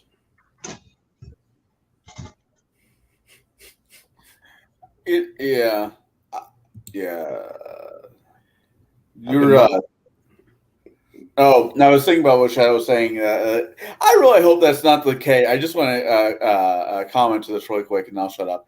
I really hope for table breakers we don't get a case of the blue flu when it comes to certain people's turns to DM. No, I had blue flu last year, and I still ran a game with oxygen hooked up. Okay. Oh, No, he doesn't mean that. It's that people, like me, because Connell's running 5th edition, I can't make it. Oh, yeah. I've got a boating accident I got to go do with my guns. I'll talk to you later. Yeah, that's pretty bullshit. Well, you knew the job was dangerous when you took it, type of thing. If it takes me more time to make up a character than the 4 hours it's going to take to play it one time, we might want to rethink that strategy. Nope, you don't even roll. Only dice you'll be rolling is to hit. You don't roll for stats. Only to hit. No. To make up the character. That's what I'm talking about. Dude, it took me more than that to make up my Pathfinder character. You will not be rolling any dice to make your character. It's not about You're not to roll up the character, to do everything else, to physically get all the information on a piece of paper for my. I call it. Like I said in the stream, it should take you no longer than 10 minutes to build your character. Okay. So Cal's like, I know. I think Jade was talking about, providing pre-gens. I might just fucking do that too. I think I'll be doing that for my system too, but that's just my Just system. do the ABC for pre-gens, and everybody gets to choose what the hell they want to be at the pre-gens. Yeah. All right. Anyway. Yeah, I understand that that's probably logically the best way to go, but what if you get stuck with a character you hate? Well, you're getting the paladin. How are you going to hate that? I'm going to give you a paladin devotion, which is basically the paladin you play now. Yeah. I can do it and enjoy it, but I can do other things. All right. Well, when we get there, we'll get. For example, although in Crafty's game I ran the character that was closest to the paladin. In Bloodworth's game I'm in now, I'm a wizard, and in Fritz's Axe game I'm playing not paladins. Yeah. So I don't know. They're both elves. One's like a fighter magic user, and one's like an assassin magic user. Oh no! There will only be one race. There will only be one race. If the next words out of your mouth are master, I'm leaving. You'll be playing the Ubermensch race. Wow. Anyways, continue. Sorry, Bruce. So I'm going to go through the chat real quick. How could Watsy not love the monologue like this? Asked Climbing That Mountain. I know, right? They obviously are here for that stock money. Warhammer Dice purging. Their sales have gone down. They've raised prices. Then they did a sale. The pain stacks are hitting. Yep. Cal says, I feel personally attacked about 10 minutes ago. The D&D value is in its brand and its IP. Yeah, it is. Climbing That Mountain's right. The D&D value is in the brand. I know that sounds bad for some of you guys, but it's absolutely true. Yeah. What do they have to offer? I mean, there are literally 10,000 RPGs circling the planet right now, and all they're doing is trying to keep people from exploring those other RPGs. I guarantee you there are a crap ton of people playing D&D right now who don't realize there are other RPGs out there that they would actually like 100 times better. Maybe you're a sci-fi guy and everybody around you is playing D&D, but you're just doing it, to hang out with your friends and not having a great time, but throw them into a sci-fi game and then suddenly they're the life of the party. I could run a sci-fi game through Pathfinder. It's called Starfinder. I have all of the Starfinder books, etc. I flip through them, and I'm going to probably sell those right along with the Pathfinder books. I buy people's collections and then sell them and keep what I like. And I got Pathfinder and Starfinder and a crap ton of miniatures. And the only thing I'm keeping is the miniatures. I was about to say, with Starfinder, you just need Jay to run it, and he'll run it like a Star Trek episode. Yeah, that's what I would hate to be in. I've seen all the Star Treks that I ever want to see. I want to have my own adventures, and they don't include, being bossed around by a communist empire. Oh. Shots fired! Shots fired! It is. I mean, the Federation is pretty fucking. They're not liberty seeking. Everybody will be happy. Everybody will be fulfilled. There will be no work, and you'll have no pay, but you'll be happy. And you will own nothing. You will own nothing. Yeah. The idea is to use deck of cards with numbers on them. No, Hawkman, the idea is use deck of many things and use it against them. I mean, that's a horrible thing. You should not do that to your players. I'm sensing some hostility, says Ironcaster. Yeah, that's Kai. I mean, we love Kai. And have to have more than one of each number, perhaps 4 or more. Yeah, like a deck of cards would. Yeah. Anthapudu already writes in circulation 1D&D further skew the default math into the player's favor, so it's not the success versus failure, but degrees of success. Yeah. And the new Ginny D videos are going to be lit. Lots of games have example character sheets. Hyperborea recently added the Waif for the Boreas supplement that makes character generation faster. And Ubermensch does not automatically mean human. All right, so I'm going to go over here, and we're going to listen to this talking head for about 6 minutes. 3 hours later. Say again? I said 3 Oh my God. hours later. I've literally seen this video like half a dozen times this weekend, and never once did I click on that per se. Okay, let's see what God. Okay, let's hear what Data has to say. Sure. One, we play together as dungeon master and players, but also an adventure itself. Now we stand at the start of a new generation of Dungeons and Dragons, and today we're going to introduce some of what's in store for us as we embark on an initiative that we call 1D&D. All right. So that is now they're not going to call it 6th edition. We don't want to tell everybody there's been 6 editions, because then there's a dick is like, oh, actually there's been 12 editions of D&D when you include all the basic editions, the Mincer, the Holmes, and then don't forget the various red boxes that have come out since then. There's been about 11, maybe 10, maybe 12 editions. They're gonna try to get away from that. 1D&D, just like Xbox One. Remember that? I own one. I know. I've owned all the Xboxes at one point. How many Xboxes have been made? Xbox, Xbox 360, and Xbox One. I don't understand why people can't count properly. All right, here we go. Growing up, I loved fantasy, but I never saw myself as the hero because I didn't think it was possible for someone who looked like me, who acted like me, who was like me to be that hero. Oh my God. This woman needs actual psychiatric help.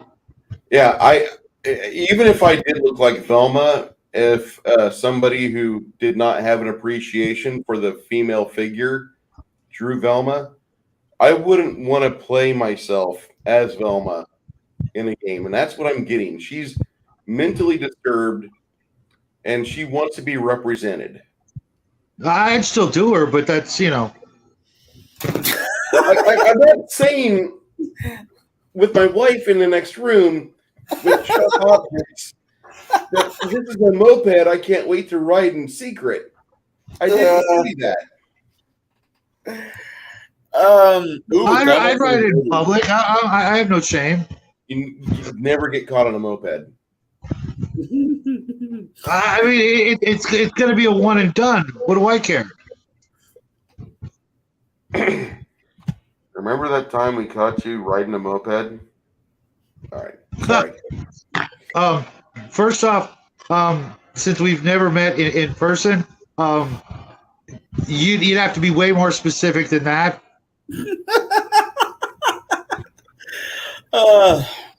You know, we'll just watch the video. I'm behaving. Interested in fantasy, who love storytelling, who enjoy spending time with their friends and creating these collected stories that they can remember for years to come. D&D's been around for 50 years, and there's very little that persists that long that becomes generational, that people can really just... I don't know John Goodman played D&D. ...hand down to their kids. I thought he was a Warhammer player. We did a smart thing. I don't see this. I don't see this. We're not even a full minute and 5 seconds in. And this does not look like the type of game that looks enjoyable because everybody seems to be talking about, I will be represented. That's what I'm catching from this. Well, that's you know, one of the big selling points these days with certain kinds of people. And, you know,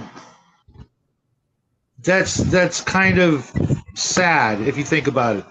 It's so sad that they forgot the fact that no one in the real world is an elf or an orc or a goblin. We're all humans on this rock that we call Earth.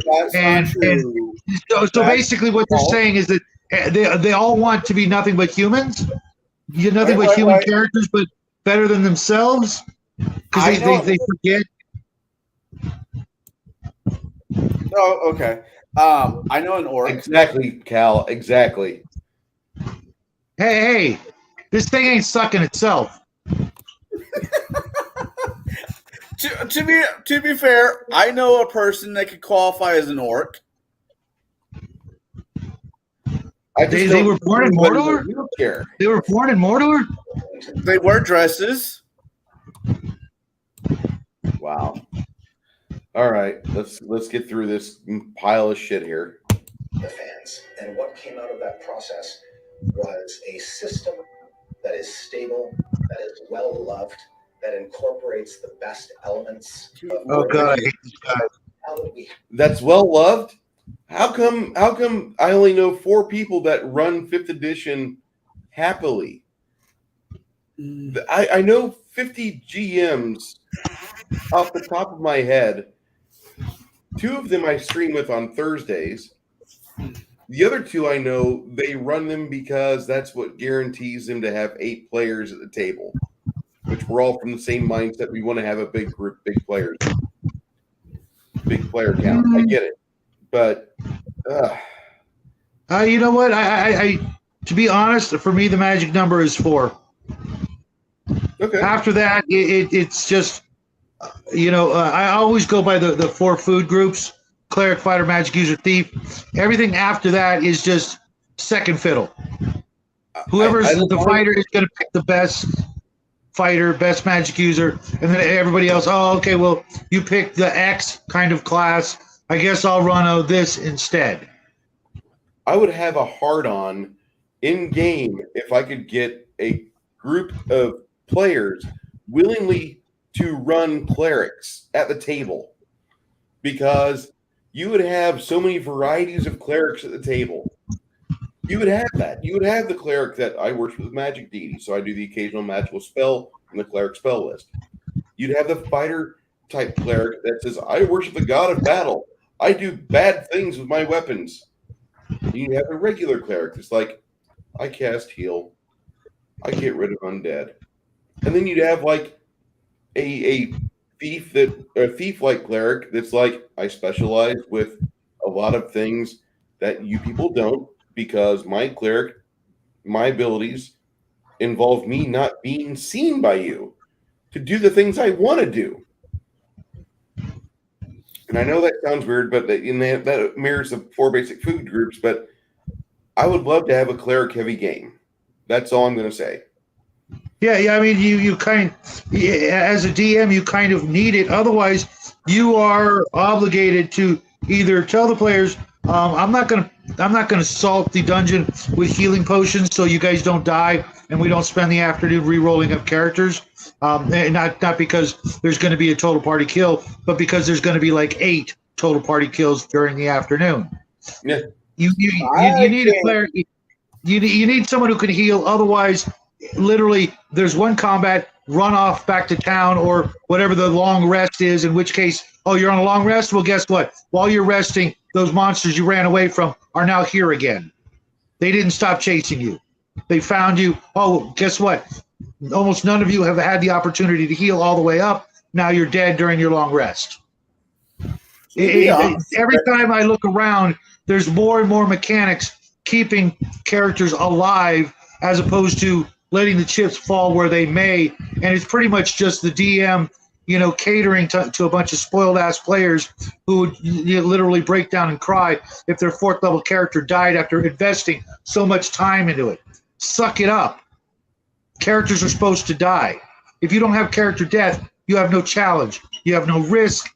You have no game. You just have a big dick sucking session. Well, as a DM for 5th edition, I don't do the 3 saves.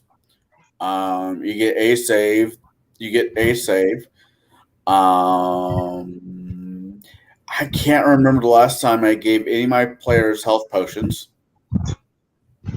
because I do have a cleric and a druid that do keep the party pretty much in decent shape between good berry and healing spells. So I don't know. Every party is different than the next, man. That's all I'm saying. No, you've got players who are, understanding of the basic facts that if you don't provide your own healing, you're going to die. So you can't put it on the DM. Otherwise, all you're ever going to find is healing potions and no treasure. It's going to be a game of fucking Gauntlet. Right. Wizard needs food.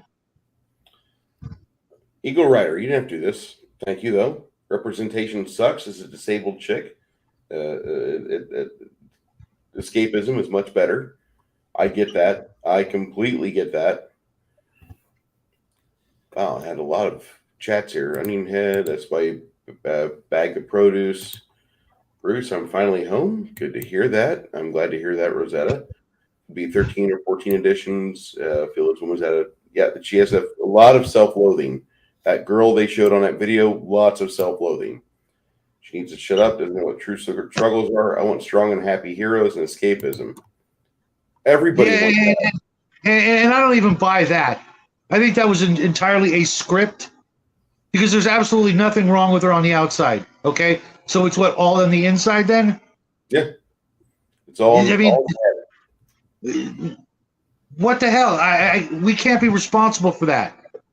You know what I mean? And I've had all kinds of players with different kinds of actual disabilities, etc.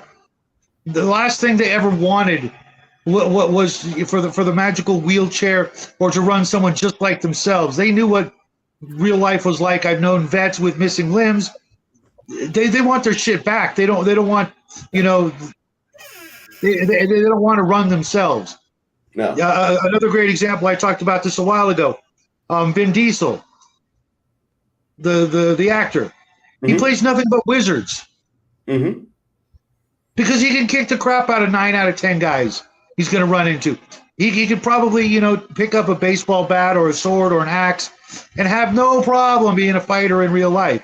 That's not what he wants. He wants to be the exact opposite of what he is in game terms. I'm not going to go into his personal life because I don't know the man. But the last thing most of us actual dungeon masters would be in games are a mirror copy of ourselves. Right? Yeah. Yeah, I'm sorry. I had to stifle a smart ass. Yeah, Thelma from the movie, smoking. Thelma from the cartoon, depends on which cartoon, because I tend to go with the Venture Brother version. Yeah, I can see that. Legion of Myth says, in case you missed it, you'll like our coverage of this when it goes live tomorrow night. We had our thoughts. Cal Yeah, says, I was right there with you, Max. This horse is just about dead, and we can bury it, I think. here's all the Xboxes. Says insert name here. Max had a lot of thoughts. A lot. I can't wait. Says Calvinani. It'll be a premiere, so tomorrow night's comments will live on in posterity. Everyone's represented, but the fans who allow the industry to flourish are in the shadows. Yeah, that's true. Just blew it. Google otherkin. Oh, wow. Thanks. Max will be showing his posterior in the next video, offering apparently only fans incoming. Once again, Eagle Riders $2. Representation sucks when you have a disabled chick. She'd rather have the escapism. Remember, folks, midgets aren't a race. Dwarves are. What's the difference? Dwarves carry battle axes and midgets are clubs.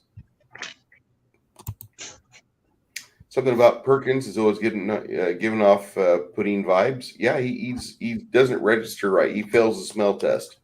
Well, yeah, like I said the very first time I saw him, he clearly, had really bad plastic surgery after his burn accident, and he comes off as plastic as Data. Cal doesn't want to see this commercial. He wants to see Max's butt. Mar says, if you have me, who can both heal and summon an undead. Yeah. I like the idea of a cleric. I want a heavy cleric game. Perkins is a con man. That's the vibe I get. Perkins is the white savior to the Asians in the rest of the video. For sure. Get 1 long rest, 4 short rests, a brunch, a midnight snack, 5 prayer breaks, 15 smoke breaks, and 3 timeout cards. And don't forget your X card. The DM must be able to tell a good story. Whoa, slow back. With all of that, no bathroom break? What the hell? The prayer break fits into that because you're on the throne. Yeah. Still, I mean, I got my issues. Kyle knows after an hour I got to go pee. Sorry, man. Well, you have a bladder like a pregnant woman. No, I drink I've literally drank whatever about 10, 16-ounce bottles of water here. It's it's hotter in my studio than it is outside. Just give me hell, brother. Oh no, I'm good. It's just I'm so done with this summer. It's been the hottest summer in 12 years for me. My entire yard is it's brown. Dead. All of our brown. Well, no, what's weird is the grass is brown, but all my fruit trees and things like that they're doing great. But the grass in everybody's yard is dead. Mm-hmm. Gauntlet Dark Legacy is one of my favorite games of all time, says Mar Hockman. Great freaking game. Great game. I think I still have it. Oh. RP Gate. Escapism, not representation. Entertainment over activism. Natural, organic inclusion, not forced diversity. That's a great logo, dude. That's a great slogan. You're probably going to get attacked for that here a lot more once 6th edition comes out. Eagle Rider says, people think like this is a badge of honor to make themselves as broken as us. They make it harder for those of us who have real disabilities. Absolutely. I know people that are they're considered hermaphrodites, and they absolutely hate the trans movement. They can't stand it because the trans movement's trying to make the trans thing cool, but the hermaphrodites have been there suffering all along for decades and generations, and they're kind of genetically fucked. But then you have the trans people who are like, no, I'm going to mutilate myself without any assistance. All right. Again. Okay. So Eagle Rider says, in my first time, my doctor and birth issues put me on a bed rest as a child. I've buried myself in fantasy novels to escape the pain. Sorry to hear that. Yeah. Rosetta, I hope that you found Saberhagen. Saberhagen's great. Legion of Myth says, I am a perfection. Everybody should play me. Velma in the old school Scooby Doo as well. Less slender than Daphne, but she was not unattractive. Correct. If you like freckles and glasses, yeah, sure. Hey, I would not kick her out of bed. The woman from the movie, yeah. The cartoon, not so much. Mark kicked himself out on accident from your StreamYard. Sorry about that, Connell. Oh, No worry, dude. We'll see you you next Sunday, if not sooner. Yeah, don't worry about it, Hoss. I barely play. Don't give me no requirements. Still negotiating the bathroom breaks with contracting. Insert name here says Max is inviting the OSHA visit with a bathroom break situation. I was asked if it was left-handed. Said no, but probably before a head injury, you don't want to role play that shit at all. And Eagle Rider says has muscular dystrophy, and games and books are the godsend. And she does have. I will confirm she has freckles and glasses. All right, back to this garbage video. Have that. We are no longer in the position where we think of D&D as an addition. It's just D&D. No, actually, we think of it as an addition because the second and editions prior to that, everybody seems to have a love fest with. There's even a fucking cottage industry that started called the OSR, and people can't get enough of it. Bobby over there is going to rewrite the edition from 1976 and package it for fucking print and digital distribution, and it will sell 8,000 copies by year's end because people have a love for the older materials. It was written well. It was designed well. Whoa. What? The original D&D white box set was written horribly, but it's all there was.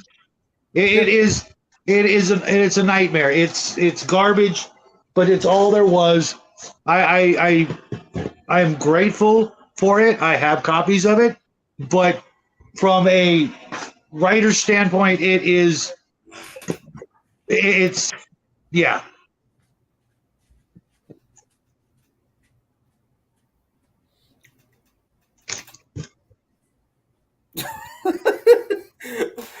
Are you going to get more alcohol there, Bruce? Did we chase you off the screen like we did Max last night? Nope, I don't need alcohol for this.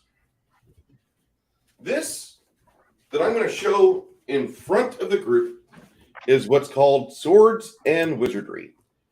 This is based on the original D&D rules, okay? Legion of Myth loves this game. It's written from a tech writer's perspective. This is the basic rules up until 1976. It doesn't have a lot of rules particularly in it, but you have the basics. The reason why this is so fucking popular is that it fills a niche that new editions don't do. It gives you the option to make rulings. It gives you the options, and it puts in the original versions were very simple, leaving everything up to the GM, Dungeon Master, Game Master, Referee, whatever the hell you want to be called, because there was very little content necessary. The original Dungeons and Dragons could fit into a 30 pages of paper if you take out all of the illustrations. That's all you needed. 30 pages that included spells, monsters, magic items, rules, character classes. That's all you needed. And that lasted for 6, 7, 8, maybe even possibly 10 years, depending on how you look at it, before another edition came out. Yeah. And that's all people needed, because it was all up to the referee. Correct. Everything. Now it's all up to some people you'll probably never meet who want you to buy more product. Even, basic, which was white box, but put into one book. Beck Me, a little bit more advanced version of that than Advanced Dungeons and Dragons, which is where it stopped. being the best game, the best version of Dungeons and Dragons. That's where it stopped. You still had the Dungeon Master making up most of the stuff, most of the rulings, most of the rules, most of the decisions, but it gave players a little bit more to work with, because back in the beginning, you were, as a player, you were supposed to have zero information. Everything was supposed to be guarded secrets by the Dungeon Masters. And then they realized, well, you know, players should have a little bit to work with and don't put it all on the DM. But there's a dividing line between player and Dungeon Master, as it should be. Now there is virtually very little difference. They both have the same information. The Dungeon Masters and players, if they wish to read, which, you know, God forbid you have to do any of that in today's modern society. Most players come to the table now with about the same amount of information and experience reading the books as the Dungeon Master. Correct. If the DM is lazy. And I There's say probably that a lot of that. because me and you've talked about it, and I know Bruce does it. He levels up his monsters from time to time. He gives them class levels. Yeah. Where I might necessarily not give my monsters class levels because I'm not lazy. I don't wish to do that. But I will. Maybe the AC is only supposed to be 15. I'll bump it up to a fucking 18. They only have 35 hit points. Well, now they have 75 hit points. Maybe they have magic abilities you did not know they had magical items on them that they're not aware that they have. All the stuff is easy enough to do if the DM is willing to think that much more than, is willing to. I don't need a game system to give me all the answers right out the gate. No. I need something to get my players involved and give them direction, and then I can fill in the blanks later as we go up. And I would prefer to have that. That's why I have a big happy dick for Swords and Wizardry. That's why I do like the idea behind Castles and Crusades. OSE is not bad. I'm just not a real big fan of the guy that makes it.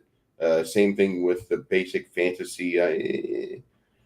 Anyway, let me get over to this video here, and we'll wrap this up. Might get into this other stuff later on, but Edition is a rule set that has worked for so many people and has brought so many new and exciting folks into the game. It's more no. It dumbed down the rules to the point to where it made things intentionally vague, but yet it chastised a lot of GMs that would put their own rulings in the game. The Adventure League is merely a treadmill that makes you fatter. The adventures are bland and blasé. I think you guys failed with 5th edition. I really do. 5th edition is a good, quote-unquote, return to form if you're looking for 2nd edition style games. But when they put out all these extra books and literature for the game in 5th edition, they really narrowed the focus of what they wanted to do as a corporation. And the type of game the corporation wants to see ran is not desirable by the majority of players. So everybody else I know is going to Paizo to get their adventures. They're going to Drive Through RPG. They're going to places to pick up third-party adventures and to get some third-party rules to satisfy their tables. But 5th edition could have been great because the base rules are actually really good. Unfortunately, they got that old group of individuals that said we want 2nd edition, and they got them all to buy back in 2014 and 15, and then they immediately market to people that have no basis to know what D&D is, but they found Critical Role, and they said, that looks kind of cool. Let's try this instead of doing family game night. And they got into this, and then they start pushing out hardcovers, which most people that I traffic with don't want at their table. I mean, did you really need a D&D 5th edition cookbook? All right, I'll shut up now. I feel targeted with that last statement. Did you really need the cookbook as a professional cook? It's weird. It's a yes and a no. It's mainly no. I don't need that cookbook, but I find hold on, let me finish this. I do find gag cookbooks like that have recipes that you normally don't find in other cookbooks, little odds and ends that people don't think. So there was a few new things in the D&D cookbook that were different, at least a different take on something that I would never have thought about doing. So they are useful in a sense, but no, did I need it? No. Did I find it useful? Yes. So I'm going to ask you this. You read it more than twice. The cookbook? Yep. What I do with my cookbooks is I'll run through it once. I will put like markers on recipes I'm interested in. Then I'll go back to that. Okay. Back to the video. Important for us to continue to cultivate and respect and love what it is, that the world has told us is working for them. The sort of change you're going to see isn't about taking anything away from you, isn't about changing any of that stuff that you love. It's much more about giving you more options, giving you more choices you can make, more character types you can play, more. This guy is so full of shit. I cannot believe it. Okay. Yeah. Is he a Wizards of the Coast employee, or is he just an actor? I'm assuming he's actually one of the few that aren't actors, to be honest. Okay. I'm not buying it.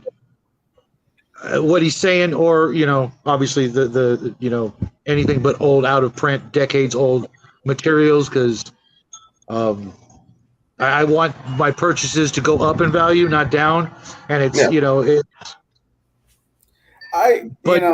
taking away. They're taking away your ability to think for yourself, to be better players and DMs. They're taking the most important thing away. I haven't seen that aspect of this yet. What I am seeing is this is a repeat of we're not switching to 4th edition, we're just making 3.5. Mm-hmm. Yeah. That's the big feeling I'm getting from this video so far.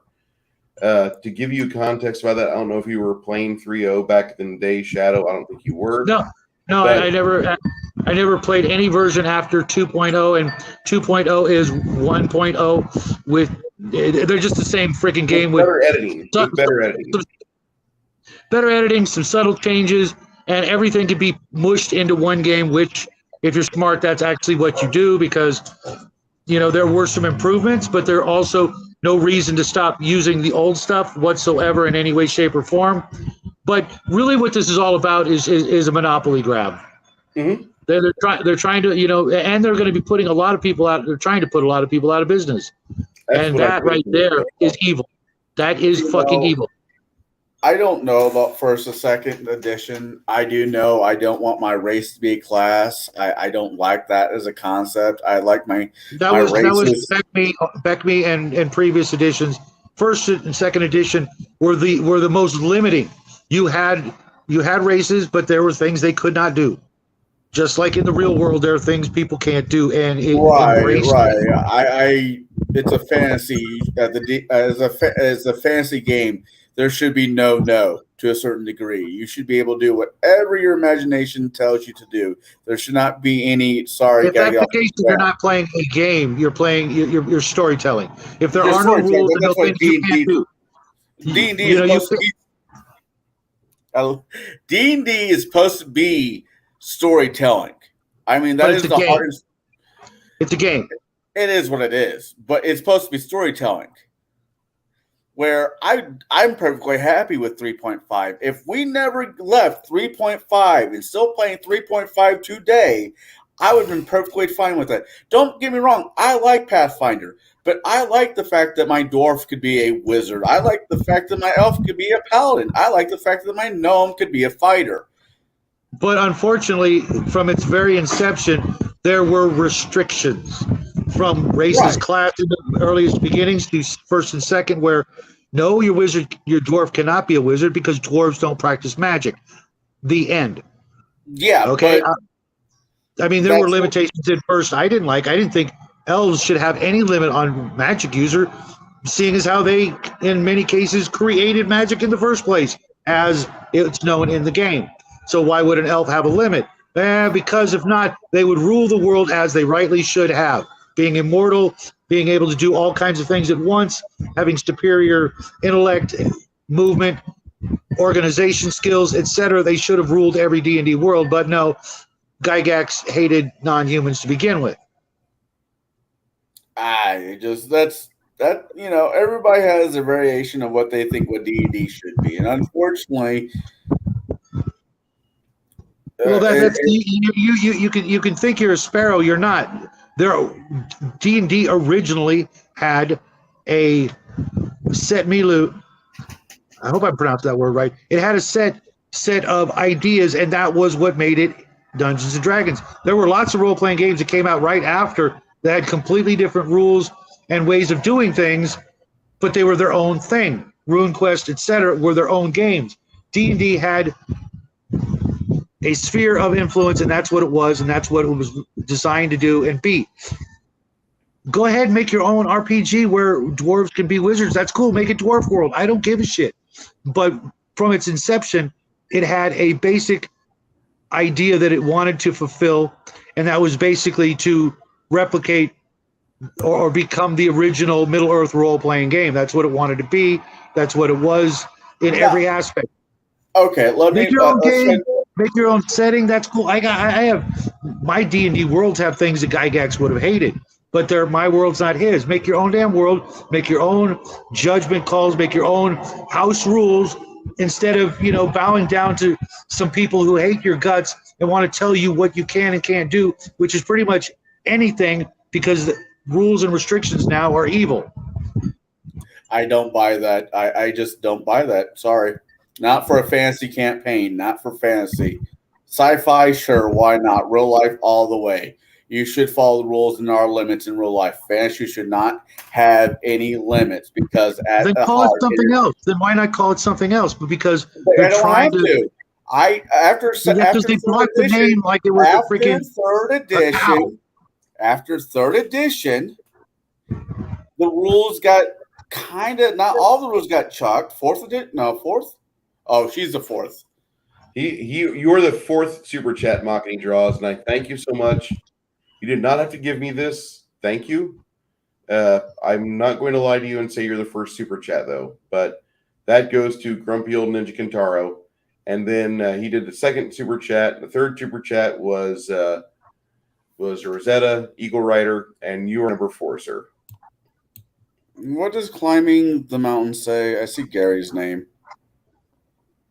Hold on. Gary said you could play anything you wanted. If you wanted to be a dragon, you could be a dragon. Not really with D&D. They didn't make it, quote-unquote, an official that until 1989 or 90. Unless you go by the afterword in the first Dungeon Master's Guide that said it's the GM's world and his rules fly in the face of everything else. So if he wants to do the work, make up a dragon as a character profession, cool. And that's where it should have stopped. There was never any need for another edition. Just put that on the front of the book instead of in the back of the book. Make, reprints of the old books, and you could go with it. But instead, they needed to feed their pocketbooks and make more money, being as unoriginal as possible, just capitalizing on the name Dungeons and Dragons. There are a lot of games out there that have better rule systems from way back in the 70s and 80s, but Dungeons and Dragons was the lucky one. They drew the long straw. They got to be the 800-pound gorilla and be the famous name, and that's all it really is. It's all about the name. Like Max says, if they would have called it Wizards of the Coast role-playing game, that would have been fantastic, and most people like me would have very little to say about it, because it's, they're taking the stand that this is our thing, not Gary Gygax's, and we bought it from him because he's no longer around to bitch and complain about it, or whatever you want to, however you want to put it. Make your own damn game. There's never going to be an end to people making their own game, but to just live off the coattails of something that came before, and that's all you're going to do, that's just weak sauce in my book. And with that said, I kind of have to get going because I got to make a video that we made Thursday, but it didn't work, and I'm running out of daylight before I can get this silly video done and move on to the rest of my week. If you guys are still streaming in a half hour, I'll come back and join you. But my camera person's got a limited time schedule, etc. And I'm not even going to say it's going to be a great video. It's just kind of an obligatory thing we have to do. The people that got us our start, we've dedicated the month to Archon Studios, and we're doing everything we can to help them. We don't get a dime for doing it, but we're incredibly grateful. And if it hadn't been for them and my son's idea to make a channel, you wouldn't get to see my ugly face 7 days a week now, and sometimes 2 or 3 times a day.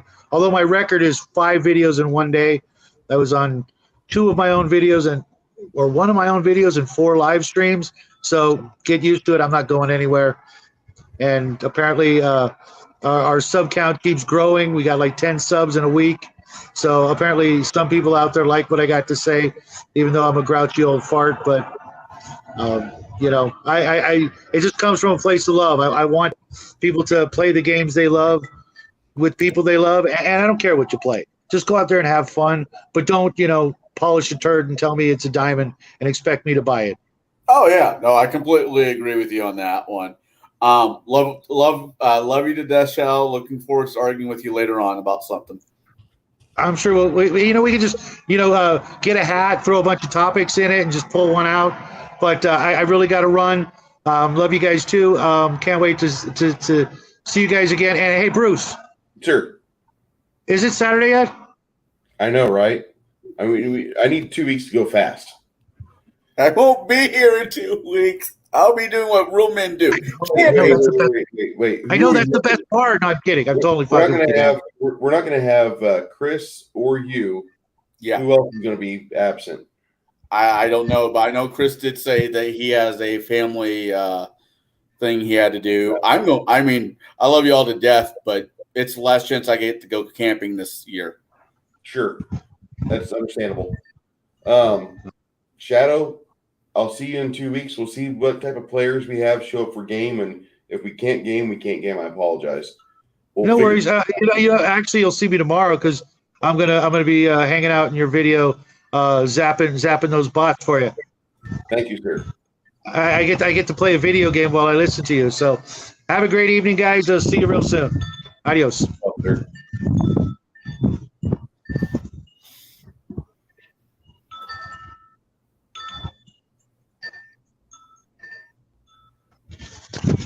Should I boot him from? I don't know. It's not creepy. It's like he said a goodbye, and then there's like 10 seconds, like we're just there going. Hey! But yeah. Okay. Janet said something that she's like, doesn't this game evolve and change as you go?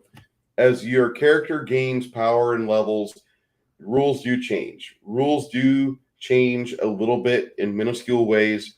And your character is supposed to be cooler and tougher as the game goes on. It's not supposed to be a slow decline like getting older in real life. No. Limits were in there to balance the game in the beginning to give each race and class a chance to shine depending on the circumstances. Yeah. And back in the day, Gary said you could play a dragon. That was something that was misquoted in a Dragon magazine, if I remember right, which they did eventually come out with Council of Worms, which was a how to play a dragon RPG for D&D. It was kind of clunky, but we played it, and it was kind of fun. I mean, with the right DM, any game you can get over those bumpy ass rules with the right storyteller. That's all I'm going to say. Oh yeah. Mark says there's a plethora of zines and supplements that allow you to play the game that you do want to play. Yeah, science fiction, horror, fantasy, noir. Whatever type of game you want, there's a rule set for you. They are still in the middle of trying to stop the goblins, Mark. It is a protracted assault that this town is withering through. The players are actually doing their best to stop it. They might win. Mark also says, I don't understand why Wizards doesn't support and embrace a classic game. It seems like wasted potential in earning money. Yeah, they do kind of embrace it by allowing it to be sold on drive-thru and on their own website, but they're not embracing it because how dare you don't go for the new shiny thing. They're trying to get everybody on track for 5th edition. It's kind of disgusting. Okay, we'll get back to this here, and back to the man that Shadow said this guy's full of shit. Here we go. Basically, we're very happy with the game the way it is today. We just want to build on that. We're revising the major core rulebooks that every player uses: the Player's Handbook, the Dungeon Master's Guide, the Monster Manual. One of my focuses, specifically, is the Dungeon Master's Guide. I'm going to make some structural changes to make it more friendly to new DMs. When it comes to art for D&D, it's about as versatile as our players. We want to show that the person you are can appear in the worlds of Dungeons and Dragons. So now they're forcing more and more representation of who you are as a human being, and they're putting that in the game. As if it's not bad enough that we have this being released about the same time that Amazon Rings of Power is coming out, and you have this miserable lady out there saying, I'm the first Black Dwarf. Maybe on television, you're right. But this isn't the first time a black individual has played a minority race in a fantasy movie.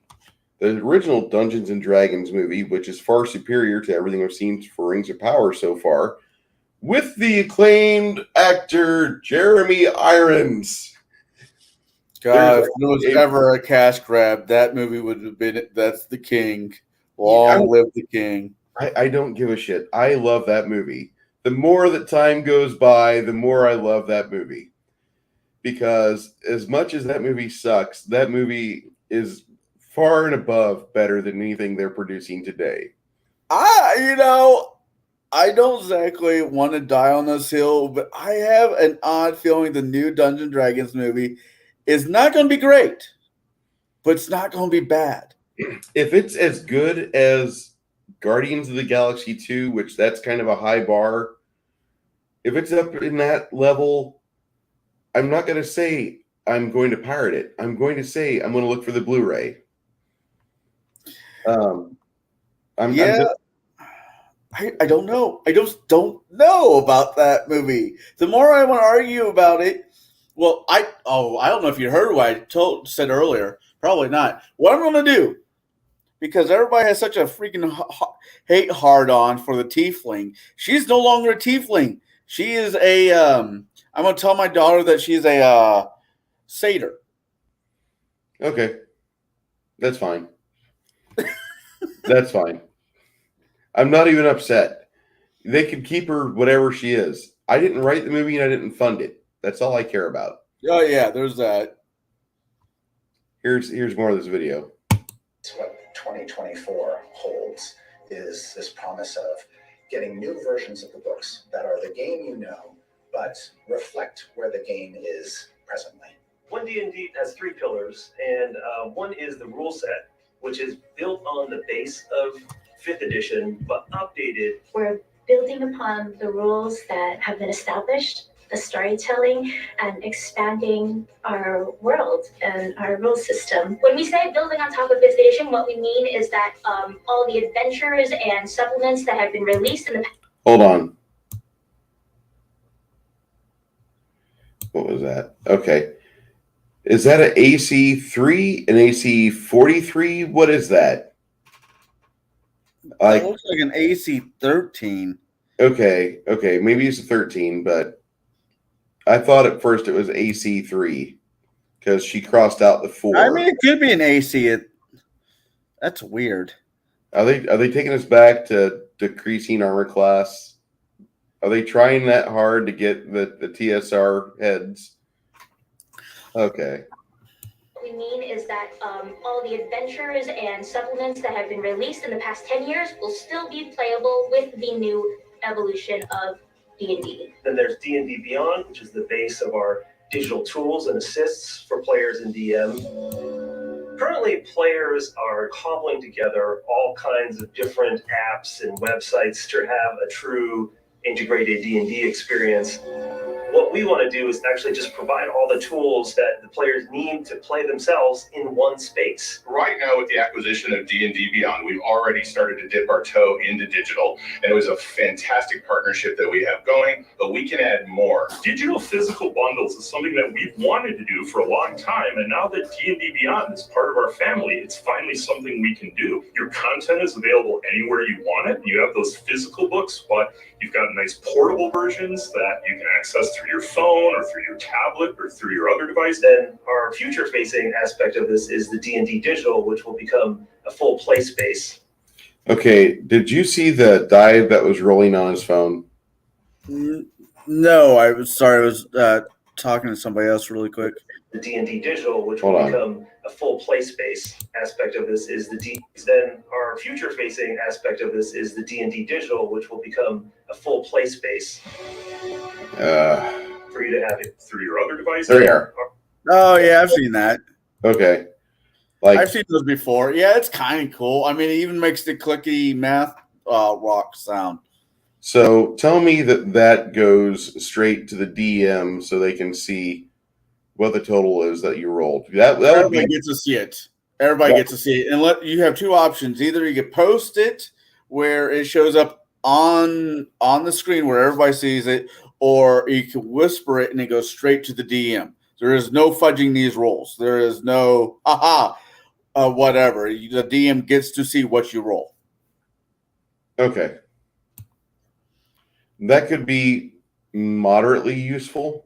It's like the one we use in your Discord, only it shows up on Roll20 and everybody sees it. Through your other device. Then our future-facing aspect of this is the D&D Digital, which will become a full play space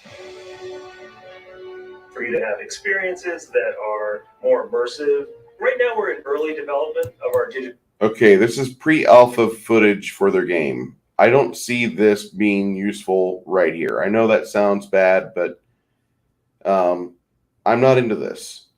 I don't need it to be pretty. I need it to be functional. Experience. We can play a game, roll some dice, see the miniatures moving around in a 3D play space. Guys, it looks expensive. It looks expensive, although I do like one thing about it. I like the fact that you are moving your character and it shows you how many meters they're going. I like that a lot. Yeah, Roll20 does that. I mean, sort of. No, you can trace out how far something is by feet, but you literally just move your peg from square to square. So, never mind. I was slightly wrong on that one. But I mean, for a skirmish mindset, I don't want a grid. I want you to move your figure where you want to move your figure. I want you to be able to just up it and move it. And then I'll be like, all right, well, it's going to take you all around to do that. But yeah, you can do that. It'll take you blah, blah, blah. Or if we're playing a night system, it's going to take you 12 seconds to run over there at top speed right now, starting now. And so as the time goes on, there we go. And just depending on how it all shakes out, I mean, I like that. From a skirmisher's mindset, no grid, okay, that's cool. Yeah. If you can move if your character can move 30 feet, clock it out to 30 feet. Yeah, there's going to be a lot of tools that might be useful, but at the same time, I don't know. As many things as might be cool, there might be twice of that sucks. Just the core of it. We chose the Unreal Engine for several reasons. Reason number one, make it look dope. I mean, the that is a dope system. I've seen the engine they redo a couple games I enjoyed playing as a kid, like Zelda, the Orca of Time, through the Unreal Engine, and it's just fucking gorgeous. Okay, I'm waiting on System Shock to come out. I'll show you System Shock later, but that was a game I wanted to play, but I didn't have an Amiga growing up. And yeah, it came out with System Shock 2 in '98, which was a lot of fun. And now they're redoing it. Same people that redid Quake for the 25th anniversary edition, which is my favorite PC game to date. Jesus. Dude, I can play against people on Switch, on PS3 or 4, on Xbox, and it's great because, like, some people still don't understand. Mouse and keyboard will kick your ass. Yeah, I know. The mouse and the keyboard is the master race of the gaming. Yeah. That's the first thing. Number 2 is take care of the lazy DM, because we're all lazy DMs. Ease of Well, use. speak for yourself. Being able to- No shit. Hold on, I got to figure out how many ranks he has in Knowledge Arcana before I give you this number. Okay, no, that's not being a lazy DM. That's just I add classes to my monsters. That you need in order to get the adventure started. So we use the camera technique called tilt shift. It actually makes things look small. We want to make sure that the experience for you is that you're experiencing a miniature set. The tilt shift camera was really chosen so that people understood that this wasn't a video game, but it looks just like XCOM, which I don't know if you're familiar with that or not. I know of it. Okay, this is what it reminds me of, which I'm not upset. It's a miniature war game on PC. It's joy. They're not upsetting me with this. Like, this is the only part of this that I'm actually kind of happy about. Like, okay. All right, you have your archer. You're lined up. You are 200 foot away, and you've got all your arrows planted in the ground right in front of you. You can pick them up real quick between shots. You're good. You can have you're putting to use your quick draw feat. So bam, bam, bam. You can do like 4 shots around without doing rapid shot or mini shot. Have fun, you know. And this part of this is like, okay, I'm not upset. I as a person who loves the Unreal Engine, yeah, I like this, and I love XCOM. So, I'm not saying I like this, but I would use this for my game. But I know this would also cost a lot of money. I'd like to see what the price actually comes out to when it finally does drop to be used. You're looking at least $20 a month, with the amount of blue screen errors that are going to happen and the crossplay that's going to be there. If they do it like Roll20 is, or you get a subscription to use it, but you can have your players, chip in money to feed it. It's not, $20 a month between. How many players do you have in your campaign? Or 8? Yeah, it might be pretty good. That might be really good. Or if they give you a discount on an annual fee. I mean, if this is what you want to play with. Yeah. I'm also the guy that has a bunch of miniatures behind me. I didn't say I am getting this. I never once said that. Oh, yeah, no. Yeah, but, I do like XCOM UFO Defense, and that's exactly what I was thinking just now. it is a digital experience. We want to give people more minis, more options for character customization. You can actually change the features, do what you want with it, and you're going to use this miniature approach to tell stories. So are they going to buy Hero Lab and do that? Because that would be the quickest way for them to do it. No shit. Just like you do in physical tabletop. To have your character live. I'm transported there. Yeah, I do have that black dragon. Say again? I do have that black dragon. I had that black dragon. It's okay. I have the black one and I have the white one. I still need to pick up the new set, the blue one, the red one, and the green one. I need to get the old red one. That's what I need. I had the old red one, but whatever. Colossus? Yep. Yeah, I want to get another one so I get bookends. Just for Fun has one for $600. I've seen a couple around here for about the same price. We're waiting. I'm waiting for fuel to go back up to about $8 a gallon. We'll see what happens. That'll be in November. No, Mark. I mean, I get what you're saying with that, but if every pair, but does every player have to pay? If you guys No. agree, it's between you guys. I don't care. I'm going to be running a game with a battle mat, and I'm not running this system. This isn't the system I'm going to run. I've already decided that. When I started writing my own game system, I already figured out that was actually the goal, was to finish it and then to play it, to not worry about other editions that would follow. I like the 3rd edition engine. I really do.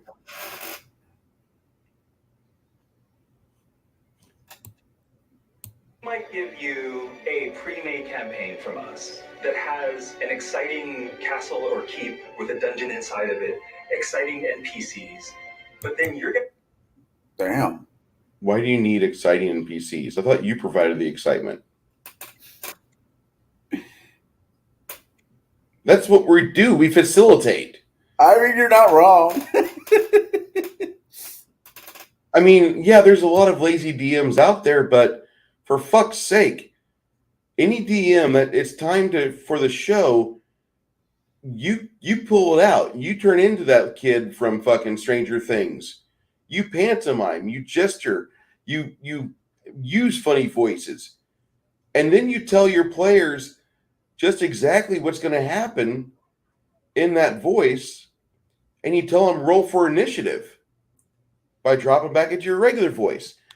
And then you alternate back and forth, and that's what you fucking do.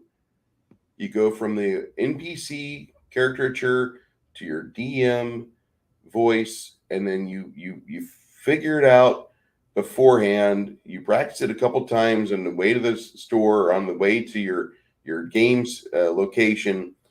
And then once you get in front of the players, it's on. And that's why a lot of games run about 5 to 6 hours, not 4. 5 to 6 hours, because you have to pump the players out, get all their talking and bullshit. Then you start the game. You try to keep them focused on the game and get them down the series of choices they've got before they can find something that's going to give them a challenge. That's the main goal. You don't really need the castle, keep, and dungeon experience. We've already had that. We've had that for the past 40 years. They're telling you they're going to reinvent the wheel, charge you $70 minimum, and you're going to be fucked if you want to be part of this new world edition, the new 1 D&D. It's pretty, it's got chrome on it, it's nice and shiny. Connell, what are you going to get out of this? What are you going to get if you start running 1 D&D? One or two things. One less job. Two, I just don't know. I don't see the opportunities for me being a game shop DM being all that great. Because of this, because if they do what they want to do, that means the shop is going to have to chill out X amount of money. That means I'll be charging the players more to play a set game, which could lose me players. Hey kids, you want to play 1 D&D?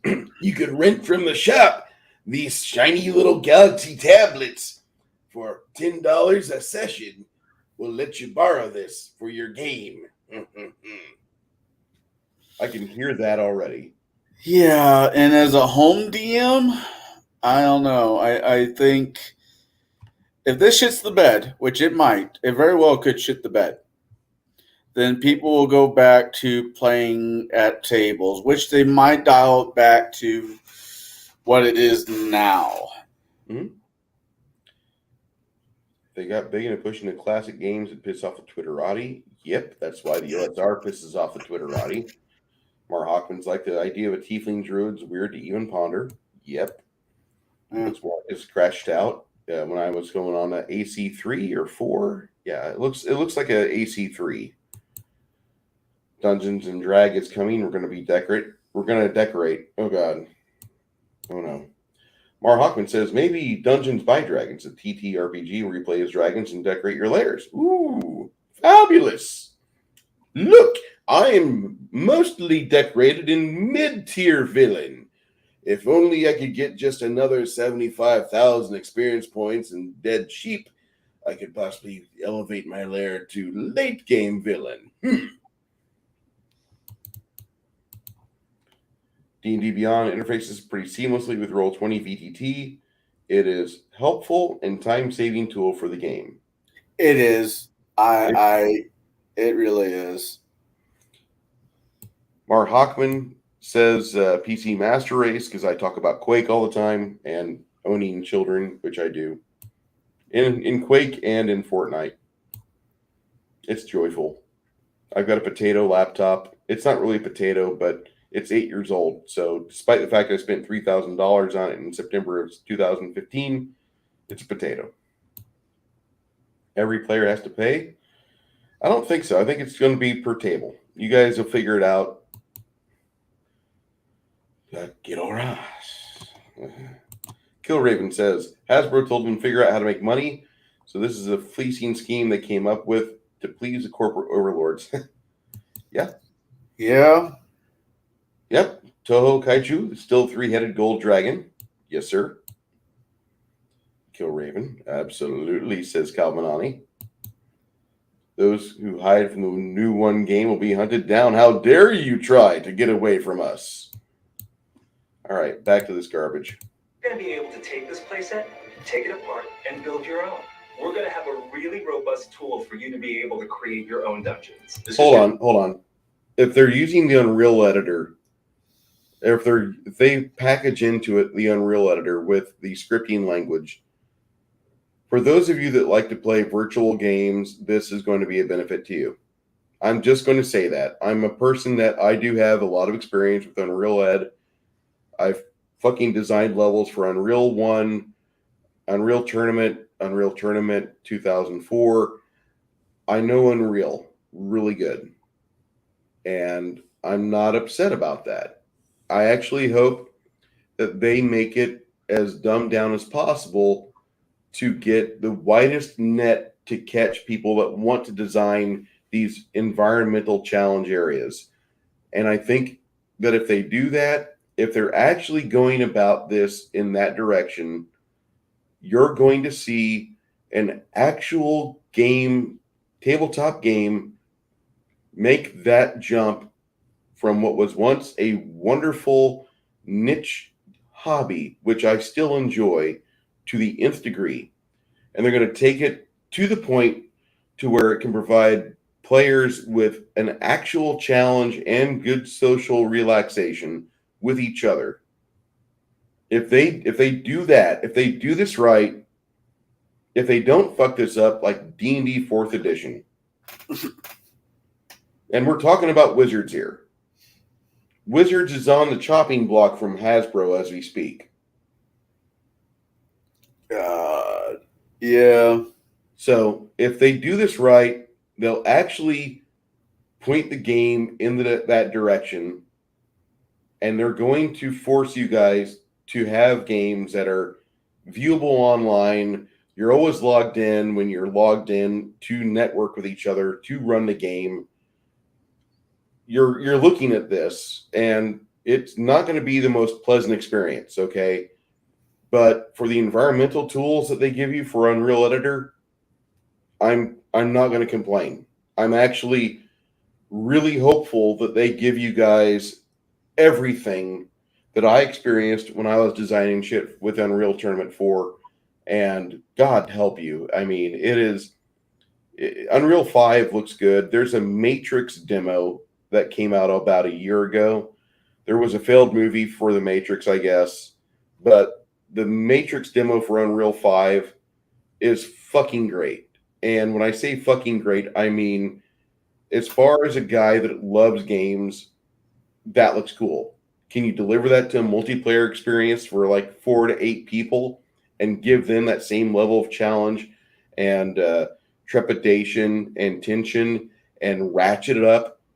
Can you put the DM in control to where when they're running this game, they can literally pipe in to everybody else's electronic device and give them that fucking 5-star voice acting that the players do richly deserve? Are they able to make the game challenging no matter what medium, be it on pen and paper or with a computer-aided environment like what we see. If that is actually possible, great.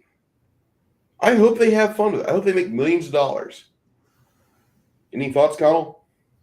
No, I agree with you. I think if they're able to pull this off, they needed to do two things. They need to step away from the wokeism that is all over Twitter. Just be a game. Just be its own game. Yeah. Like everybody else, do your own fucking thing game, right? Yeah. And they're able to do the engine as well as it looks like they is. This could be this could be the golden goose. This could be the cash cow that EA has begged for. But we've never had the nerd dollar before. Right. But that's a lot of ifs. Yeah. All right. Back to this. Just the start of one D&D, and we're relying on all of you to help us out and figure out that future together. What you're going to be able to see starting in August is a steady release of these playtest packages where you'll be able to engage with key aspects of the game, provide us with feedback that then we will digest, process, interpret, analyze, and then act upon. Really, it's you shaping the next generation of Dungeons and Dragons, and we want to hear exactly what you have to say. This sounds exactly what Paizo was saying back in 2008 when they were releasing the alpha, then going into the beta test for the original Pathfinder First Edition. You guys are going to be responsible for giving us all the information. Now, if they hold true to that and they let the players decide how this works out, if this turns out like Pathfinder First Edition, WotC has hit a game engine that will run a decade. And I'm not really upset about that because they did almost that with 5th edition since 2014. And for once, you know, they've had a long edition because 3.0 lasted 3 years, 3.5 lasted almost 3.5 years, and by 2007 they were shutting down their print shops for Dungeon and Dragon magazine, which is why Paizo came out with Pathfinder, and they came out swinging. It's also, keep in mind that Paizo is turning a lot of their old first edition adventure paths into 5th edition adventures because it doesn't matter what Wizards is doing. It doesn't. And I'll tell you guys that right now. This video, as much as I'm reviewing it and looking at this, trying to be objective, I can rip it apart. Yeah, that's fine. But if these guys, if the Pacific Northwest disappeared tomorrow, it's gone. It fell off in the ocean. We would still have Dungeons and Dragons. We would still have the ability to pick one of any editions for D&D. And because the Dungeon Masters and players' contracts sit at the table, hey, I want to use this rule for you as a fighter. Have you read this? Check this out. And it might be a rule from a previous edition, or it might be a rule from a different game. But you have these friendships that pop up at tables or agreements that pop up between DMs and players because you need that. So no matter what Wizards is doing, what's going on right now with 5th edition, they're going to continue playing 5th edition for the next few decades. As much as others don't like that, 5th edition is here to stay. And some people might not get into this because of the agreements that are going to be pushed forth in the beta testing over the next couple of months. I'm seeing, no matter what Wizards and Hasbro do, I'm going to probably watch as a few other GMs I know fall off from the wagon and are no longer going to buy the new shiny stuff. You're going to see a lot more people go towards independent games, independent creators, the OSR, older editions, because those older editions don't have a mandate. You must be connected on the web. You must be viewable. You must allow these options at your table if you want to be part of one D&D. I really don't like that idea, but everything I'm seeing so far makes me think that they're going to a more centralized game, and it's not for me. Do I like environmental controls? Listen, I play a lot of XCOM. Okay, I've got over 400 hours on XCOM from 1995 on my PS1 because I had it on PS1. I logged over 600 hours on that same game on PC, UFO Defense. And then whenever The Enemy Within came out as a DLC for the new XCOM in 2012, I couldn't help. I was already, I got hooked on that one. It was great. But that's just the type of gamer that I am. I really enjoy skirmish style games. Well, they've been trying to push D&D into video games. How they've tried to, they've even made a few D&D video games that haven't been that great. I mean, computer games probably was the Dagger Falls, Baldur's Gate 1, 2, and whatever that turned out well. Daggerfall was Elder Scrolls. That was in Oh, I'm sorry. You're good. Elder Scrolls is a game series that started because Bethesda people played AD&D, and they just wanted to have a place to put their AD&D campaigns on disc and play a video game. So they did Elder Scrolls Part 1 Arena, then Daggerfall, which is amazing, and then they gave us Morrowind, which that was the start of the slow decline. I like Skyrim. If I can't find a D&D game, I'll play Skyrim. I know. We're going to probably have to wrap this up. It's getting close towards 11, and I do need to sleep for tomorrow because I do like my job quite a bit. Maki and Grumpy Old Ninja Kintaro and Rosetta for the super chats, which appreciate you guys having it. I have them enabled just for the fact that, I mean, are you going to turn down anybody in the chat? You guys going to really turn down money? I'm not going to turn down money. Am I going to be appreciative as hell? Absolutely. So I want to say I really appreciate you guys for doing that. You didn't have to. What I'm looking for is people in chat. I'm looking for people to disagree with me or to agree with me and discuss things, because I absolutely think 70% of these videos, if your numbers are growing, it's because you are interacting with the crew that follows you. I was growing pretty well, and I've tapered off a little bit, and that's fine. You're going to have fast growth, slow growth, no growth, absolute reverse growth for a while. That's just how the game is. But if you interact with your friends and you give them food for thought and they give it back to you, that's a healthy channel, and that's what I want. Austerity D&D could have been the name. Yeah, it could have, Cal. R. Hockman's like, as Mac puts it, please give us your ideas for free so we don't have to think. Yeah, please go do their beta test. Don't do that.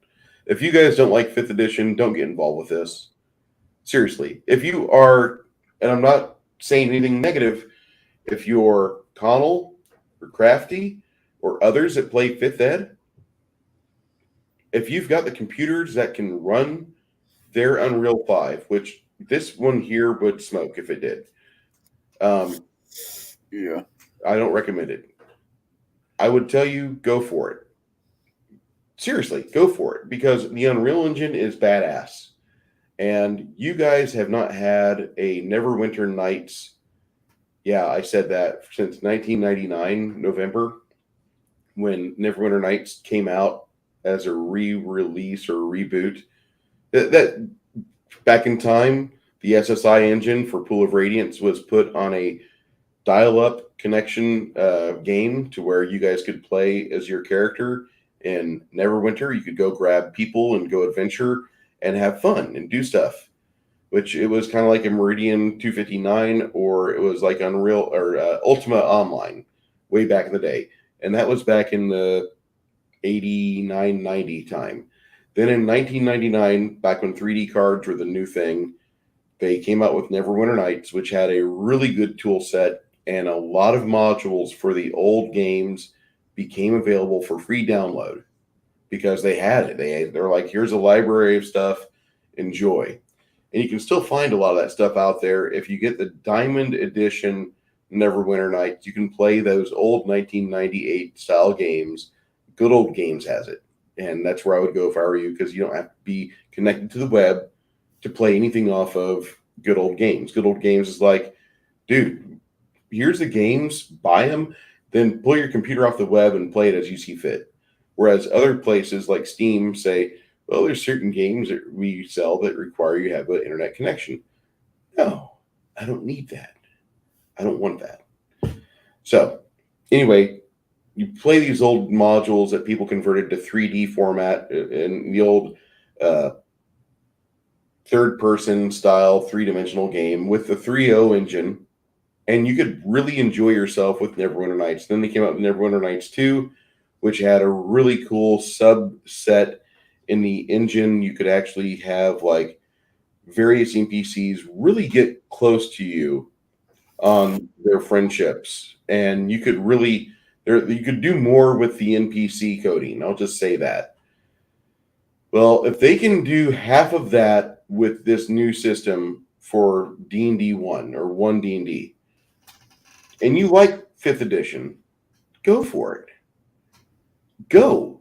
There's a ton of people out there begging for a DM. And if you've got the chops to run a group, don't deprive a group of people if you get along with them. If you guys have the right schedule, if you guys can get along well, if you guys think that the system that you all know is worth endeavoring on, all you're lacking is a time to start. Because that's what you all want. You want to play a game. Now, there's other solutions out there, and you guys already know that we're going to talk about them later, but this was all about me and Connell. Eventually, we're discussing this new system reveal. I'm going to look at the other things that you're talking about. I'm not really impressed so far, except for the environmental stuff. That does look cool. All right. Any thoughts before we shut down, Connell? As always, I think people should go out and play games with people that they enjoy being with, because this hobby will not exist other than hanging out with friends, rolling some dice or whatever. Play games that don't have dice, whatever works your fancy, and do what you like. And to hell with everybody else. Guys, I look forward to seeing you tomorrow night. Me and Janet are discussing the 2010 movie, The Expendables, and it'll be a good time. What do you got planned for tomorrow or Tuesday, Connell? Monday. I have an in-house Pathfinder Rise of the Rune Lord that I run through 5e. That the players are just got into Skull Crossing, the bridge, and they're about ready to go deal with some trolls. They just don't know it yet. And the only way to kill these trolls is with milk, because I feel like Ernest was right. Tuesday, I have an all-women's, once again, in-house or in-shop game, where it's an all-women's Pathfinder game where they play amazingly Amazons, and I get to be a dick, and they buy me beer. It's amazing. Later on that night, I will have a late chat with Kano, where we'll be talking about, well, whatever tickle our particular fancy. Other than that, you'll see me at Table Breakers. You'll see me hanging out with Shadow from time to time, and most likely at Max, and probably annoying somebody. That seems to be a good thing to do, because if you're not pissing somebody off, you're not making them think. Exactly. Everybody, I know that we don't always agree on everything, but I do appreciate your time. If we get a chance to hang out more, I'll be blessed. I thank you so much for being here tonight.